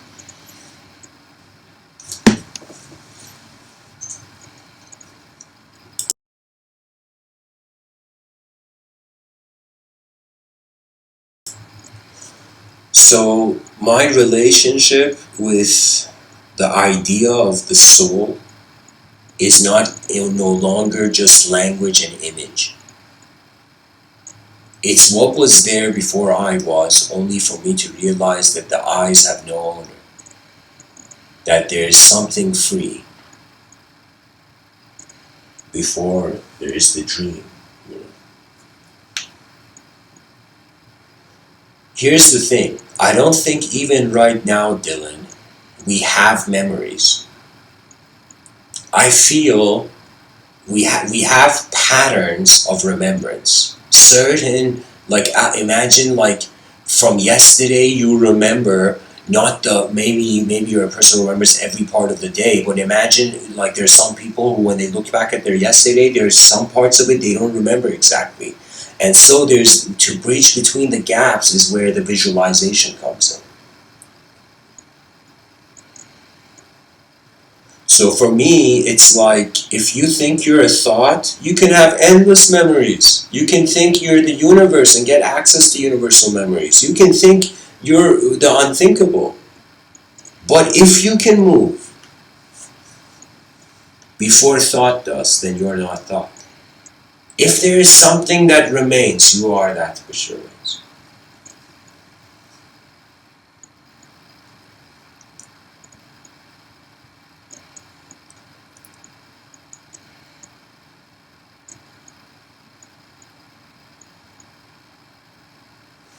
Wow. So guys, I'm going to share this incredible quote John Moss has shared in the chat section. Margaret Atwood from Oryx and Craig. What a title. John said, so Margaret Margaret Atwood says, when any civilization, oh, it's from her novel probably. So when any civilization is dust and ashes, he said, art is all that's left over. Images, words, music, imaginative structures, meaning, human meaning, that is defined by them. That is so true. We are the banner bearers of our civilization's meaning. And it is that rebellious nature. And that rebellious nature will only find you if when your eyes see the sands of time falling. When that suddenly, it's as if the eternal being got offended by temporary existence.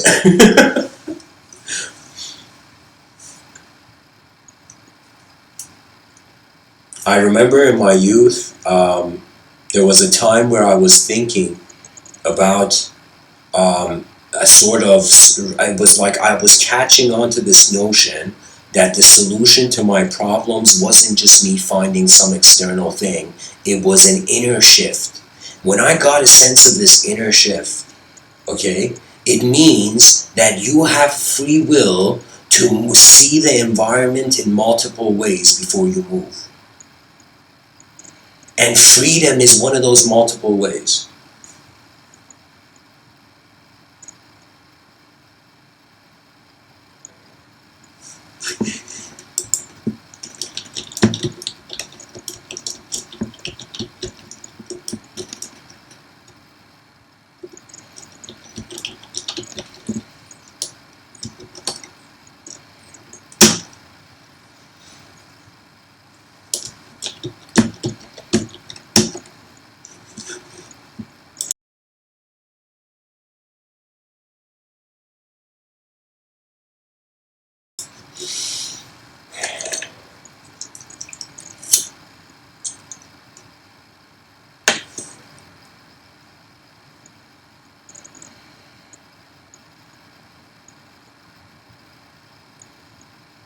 Um,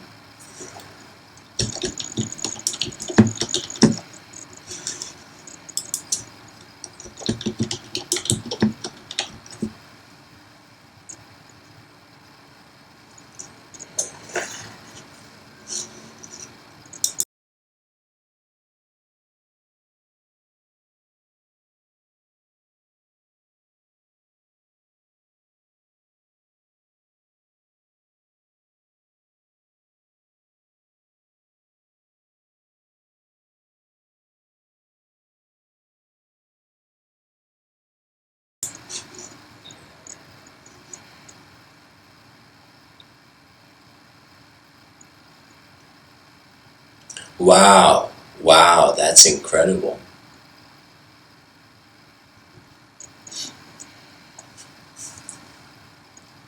So Dan, I was reading your comment in the chat section. Yeah, this idea that even in the chaos of a mosh pit, you can suddenly see about the system balancing itself. I think this is life. It's oscillating. It can't be in order too much. It has to experience the chaos. It can't be in chaos too much. It has to experience the order.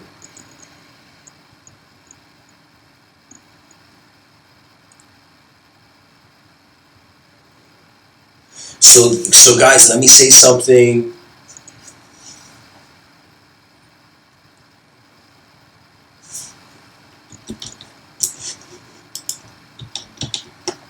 Anytime your inner realms move before you do and you're observing them, that means you got to really realize, like when people say a sunset is beautiful, how's the sunset beautiful? I mean, it's light in your eye. It's beautiful because it is something the inner realms haven't witnessed, you know? So that's the cool thing. You know how many times I've looked at, like I was just looked at like insect life. You look at the insect kingdom and you see, for example, like I remember I was lying down on this grass. I'm like, it's such a great sunny day. Then I saw like in the corner, like a meter above my head, there's this movement of these like micro flies or something. I was like, Jesus. And but I stared at those creatures and I wondered what is the pattern, and it was so weird. One fly was just going like a line, one fly was going back into a spiral, but it seemed that it was an attempt at insect life towards some conscious activity, to just be some pattern of something. So for me, I was like, wait a minute, could it be that all these creatures, by the nature of their design, have access to a collective field which is their instincts and their ecosystem? That means when human beings wondered about their inner work, how the mind worked, they realized, oh my God, I can't put the mind on the table and open it up and see what it looks like. The mind is how attention is moving matter.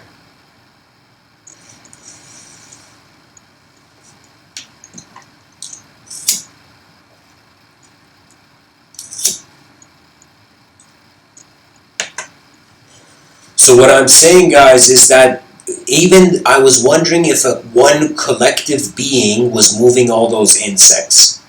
And I kind of saw that natural design is that collective pattern, right? That means when you look at people raised in one cultural program, that means that human being, it's the human being's eyes, imagine every day is opening and waves of information are hitting you. And these waves of information sculpt you to yourself. Even you can say, when you look at the lion, like there's this incredible quote by Milarepa where he says, this Tibetan sage, where he says, one throws a stick at a lion once. That means when you enter a space, we as human beings, we have access to an intelligent space. That means we have minds. That means one of the most greatest and helpful activities you see that human beings have is that they communicate and they invite each other to each other's places. This sense of, like, for example, in certain, strangely in countries where you see they have less, their hospitality is more. It's weird, I don't know why. Like, I kind of know why that happens, but it's like...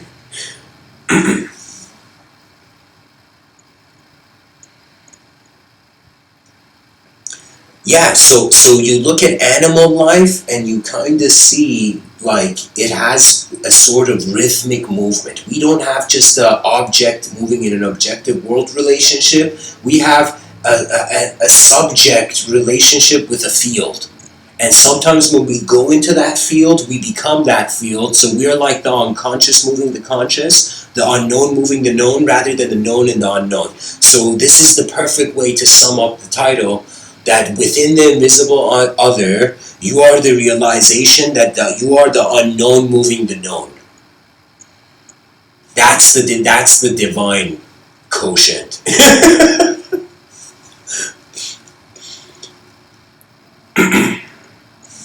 So, anyways, guys, let me just see what I wrote in the subtitle.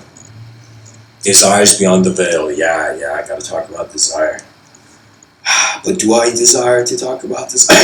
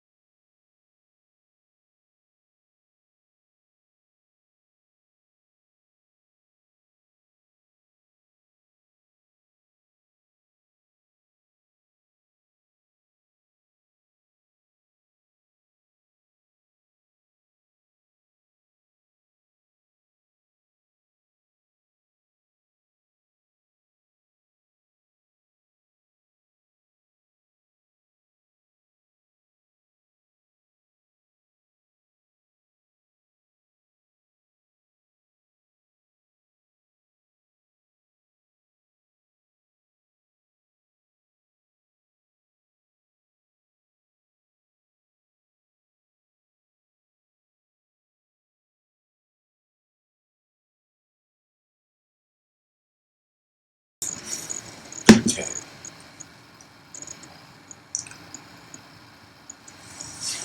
Desire is when the inner realms expect the outer realms to happen exactly like the inner realms. And desire is something where it is true, some things you have to run towards. But at the same time, there are some things in life where they are best received when they come to you. That means it's like kinda like the effort of honesty until it suddenly sees it can't keep up. And then what happens is that you revert back into the simple. And that reversion back into the simple nature means that time is no longer pushing you around. That you as a human being have found the value of your moment to be in how it's present, not just what it will be present. Because even in those people working very hard for the future, it is true. Sometimes we have to, but like when you look at the future, you will see it will still be like another moment. That this life is being experienced moment to moment to moment to moment to moment to moment to moment. And the ripples will echo. And that's life. That we are a 4 billion-year-old opportunity to build an advanced civilization.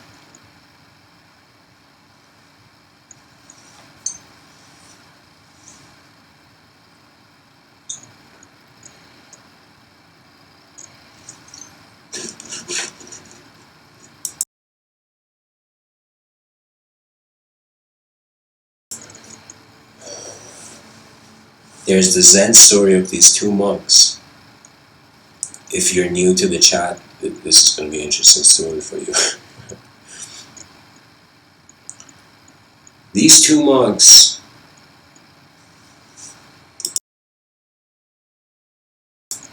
one of them is a junior monk that has recently entered monk school, and one of them is a senior monk who's like this old monk.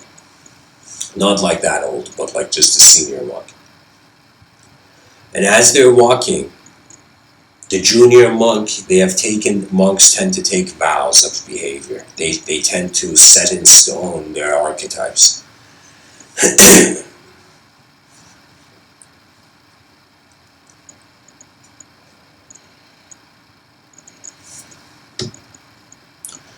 The junior monk is trying to act exactly like the senior monk. He's trying to copy his mannerisms, his behavior, his walk, you know.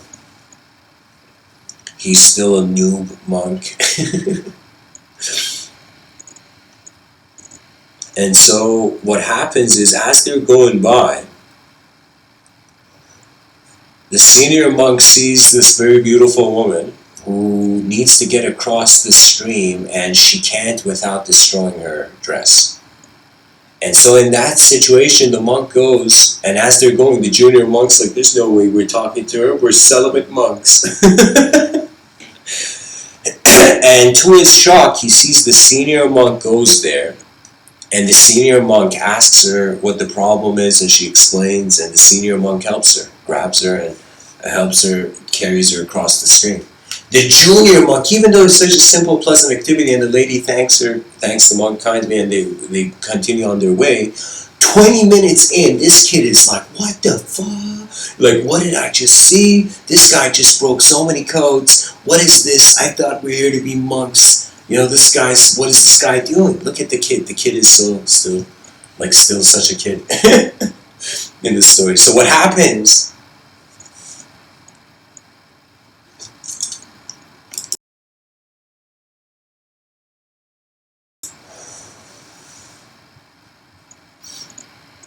The junior monk, after 20 minutes, of course, politely says, kind sir.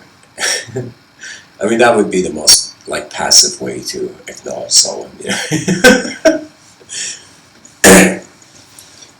He says, kind sir, how could you carry that woman from that side of the stream? How could you touch woman where we have taken vows to renounce woman? And this is where the Zen monk looks at him and says, you got a lot to learn, kid. He says to him, I carried her in that moment and I put her down. You're still carrying her in your mind. And that's the whole point of the desire. It's not wrong to be externally the creature you are. It's in some sense wrong when the image behind your eyes is stuck on only one mold, one vision. You know, it's like talking to someone and after some point feeling like they only see what they see. You know? So if there isn't that tolerance to, in some sense, have communication be some sort of bridge between inner dimensions, I don't know how else our civilization will have an advancement. So that kid realizes that in life there's outer events happen and there's inner events that happen. And these inner events you don't have to hold on to. I'm not holding on, even though I speak about my past, I'm not holding on to it because it's past. What can I do?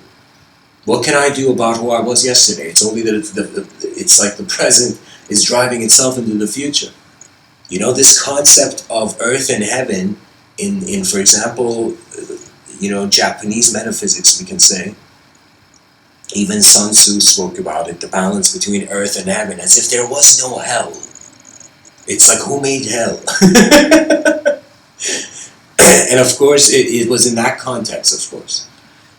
That means I'm not saying chaos doesn't exist, but I'm saying, like, it was made in a situation where attention wasn't to chaos, it was to what is here and what can be here.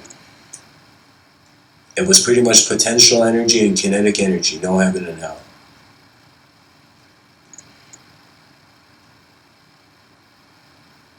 Yes, so Dan, I agree. So guys, Dan in the chat section says the dynamic interplay of stillness and change.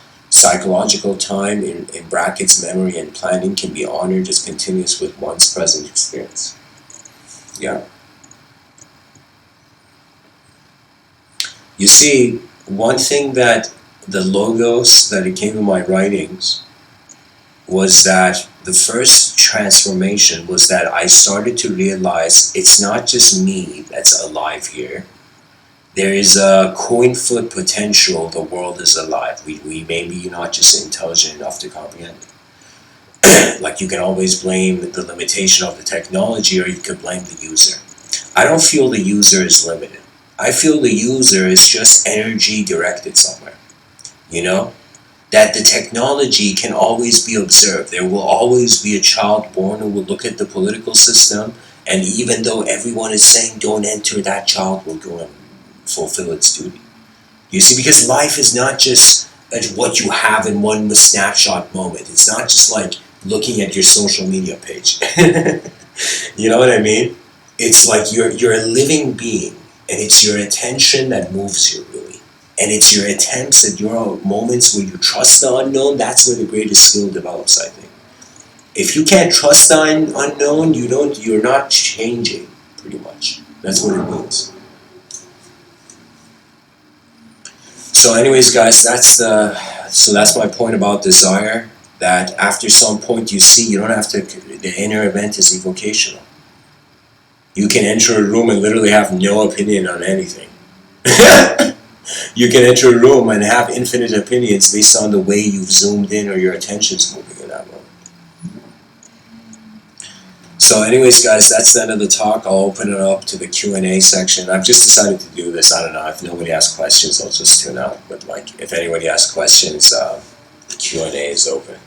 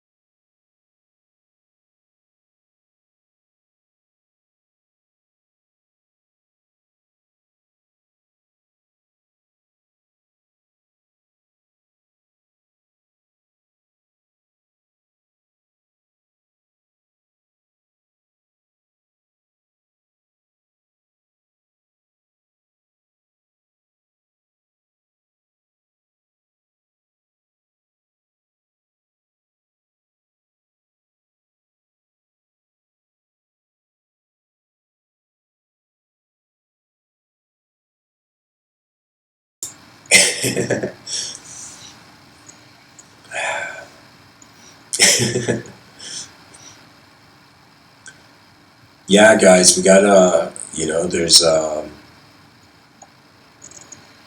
quote in the Diamond Sutra which was pretty next level. When I saw it, I'm like, oh my god, I think I'm the only Persian guy in the world who's ever seen this quote. And it was like, keep your mind alive and free without abiding in anywhere or anything. And that idea that you gotta keep your mind alive, you gotta keep it free, which means it's a process of attention. I feel now more than ever the world needs voices. Now more than ever we need things to move. And it's like, what can you do in the most chaotic situation? Just find something to hold on to and build something with it. That means on some level, locality is self-ascribed. No, the self is self-ascribed. Like that's the unique Zen koan like phase of meditation. Where Alan Watts says it's like trying to bite your own teeth.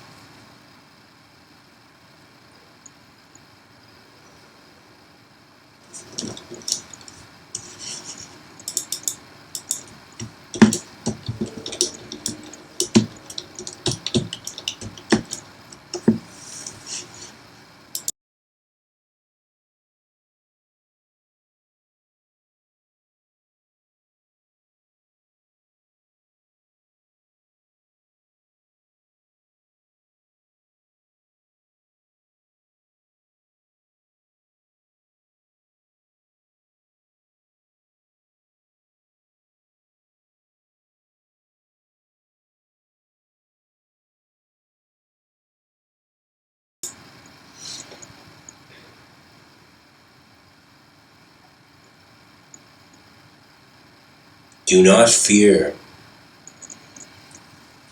the stage that is there only once. I feel it's all individual activity is just contributing to the development of some collective phenomena. So that means human beings, when they suddenly become like those birds flying together, they're all resonating to one rhythm, one field, one sort of collective program. I was thinking about collective beings, and I'm like, what are examples of collective beings? And I realized language, like when a bunch of people believe the same idea, that's like that idea is literally like moving through all those beings. Language is something that is interdimensional in regards to our inner realms. Because on some level, in accordance to how every program is written, in regards to how program is written, how every cultural program, your behavioral programs, all of it, they are the witness, as Maria Oshiba would say.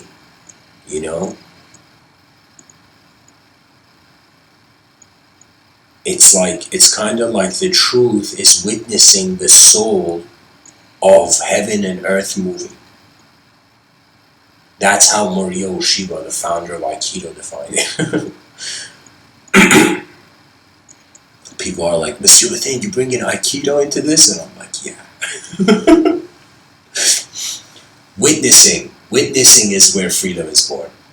You have to observe. When you observe, you are wondering about the space before the movement in the space. So once you become comfortable with the space, you can move in it. If you're not comfortable with the space, you can't move in it. If I felt uncomfortable with my own voice, I wouldn't speak. You see what I mean? Like, so you experience a space of comfort. That space of comfort is your recognition that it's like history is anyone's game. Did you know? Did you know that we are projecting sounds into the void and considering them as truth?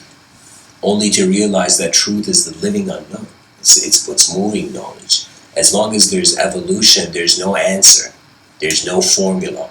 If it is a formula, it has to be one with variables that are constantly changing. So I don't know how you would put the whole universe into an equation, but it would probably have to have variables that appear endlessly changing. So it would mean in the equation of the universe there has to be the infinity symbol. If somebody comes up with some scientific equation to the universe, it has to be either some arithmetic or some relationship with infinity. You know?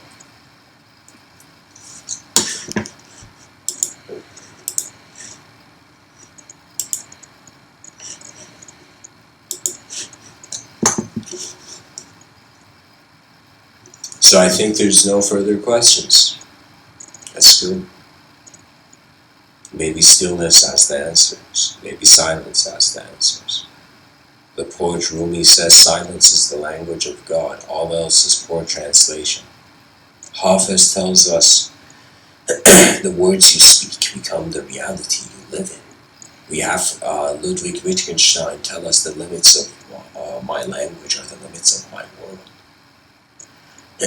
We have Socrates saying the only true wisdom is to know that you know nothing, that the more you attempt to know, the grander the unknown becomes, the grander the mystery becomes, that life is not here to have an answer. It is the dynamism of the process. It's that feeling where it's like you're meant to be in that phase of evolution of the history of your species, you know.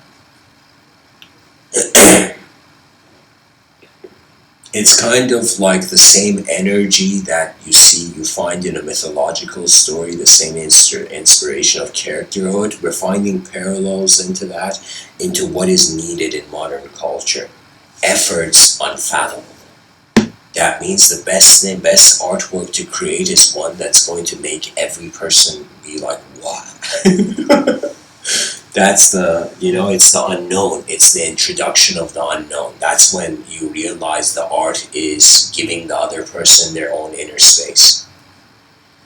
Because our eyes are made in the same world, guys. You know, they are crafted in the same furnace of the stars. You know.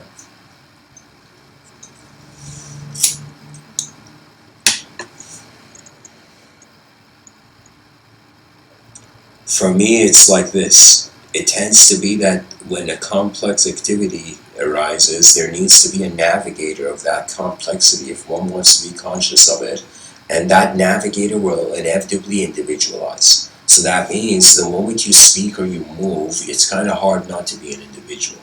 But it is in stillness and silence, which this is a clue why meditation was just sitting down, that in some sense when you're in that stillness, the mind moves first. And when you move as a mind, that means you are, believe it or not, moving with the unconditional freedom of the dream state. That means the same way you can imagine various different things as a human being, that's kind of like you having micro dreams while you're awake, you know?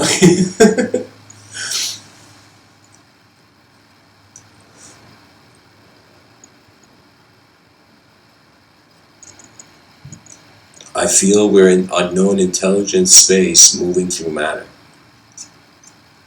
And I feel we should not fear collective existence. We should study it. We should be like those advanced engineer or like mystic designer or something. The mystic rebel, I remember my cousin shared that idea with me once.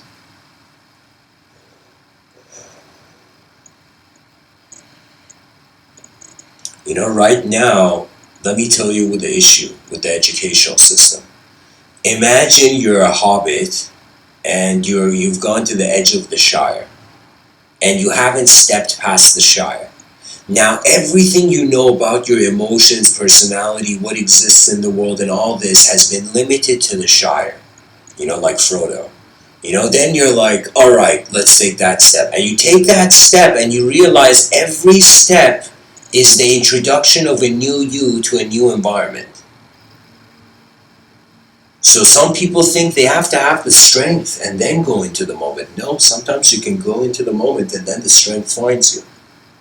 Strength tends to arise anytime anything becomes important.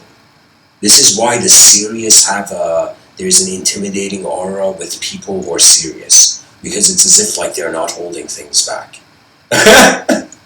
Do you know that means if like somebody wants to be serious, that means their inner realms are literally being used like a sword. When somebody is playful, their inner realms are being played like a shield, but the sword is still there. Everybody in their mind is Your mind is in one mode an expressive phenomena, in another mode it's a receiving phenomena. So how you receive the world is shielding your eyes from what the world is, and how you express is opening your eyes as you march into that. Yeah. So anyways, guys, thanks for tuning in, and keep writing. You may not be a person who writes, but still, keep writing. You know, if you're a person who doesn't write now, think as if Mr. Within's talking to your future self. Keep writing. Here's the thing, guys. Here's the thing about, I'll say it, because recently I've noticed there's a lot of people who have this mode of perception of as if they're manifesting things in life. Let me tell you, it is true. Yeah, anything new you do is like a new manifestation. Something new is echoing into the field. But at the same time, it's the levels you see. So I'm saying, if the person sees one chess move ahead, and they are kind of like chasing the butterfly, they're not succeeding, they constantly find themselves in that karmic phenomena where once something good happens, the good thing goes away. That's happening because of the attentions, and because of an inner event being identified with.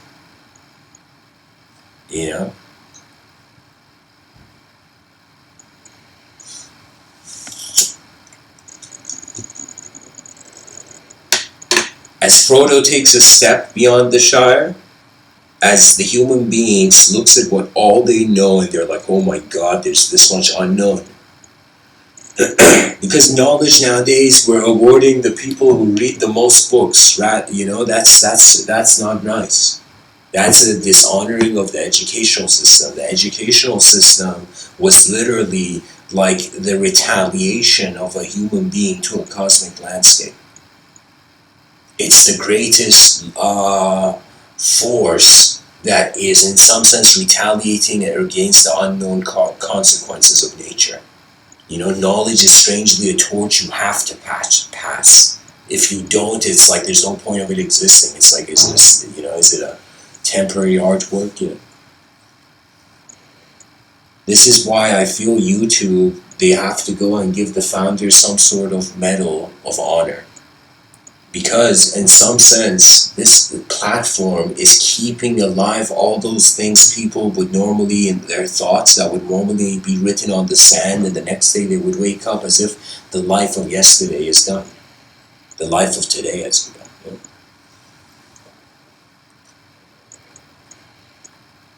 So anyways, thanks for tuning in, guys. Much blessings, and I'll see you.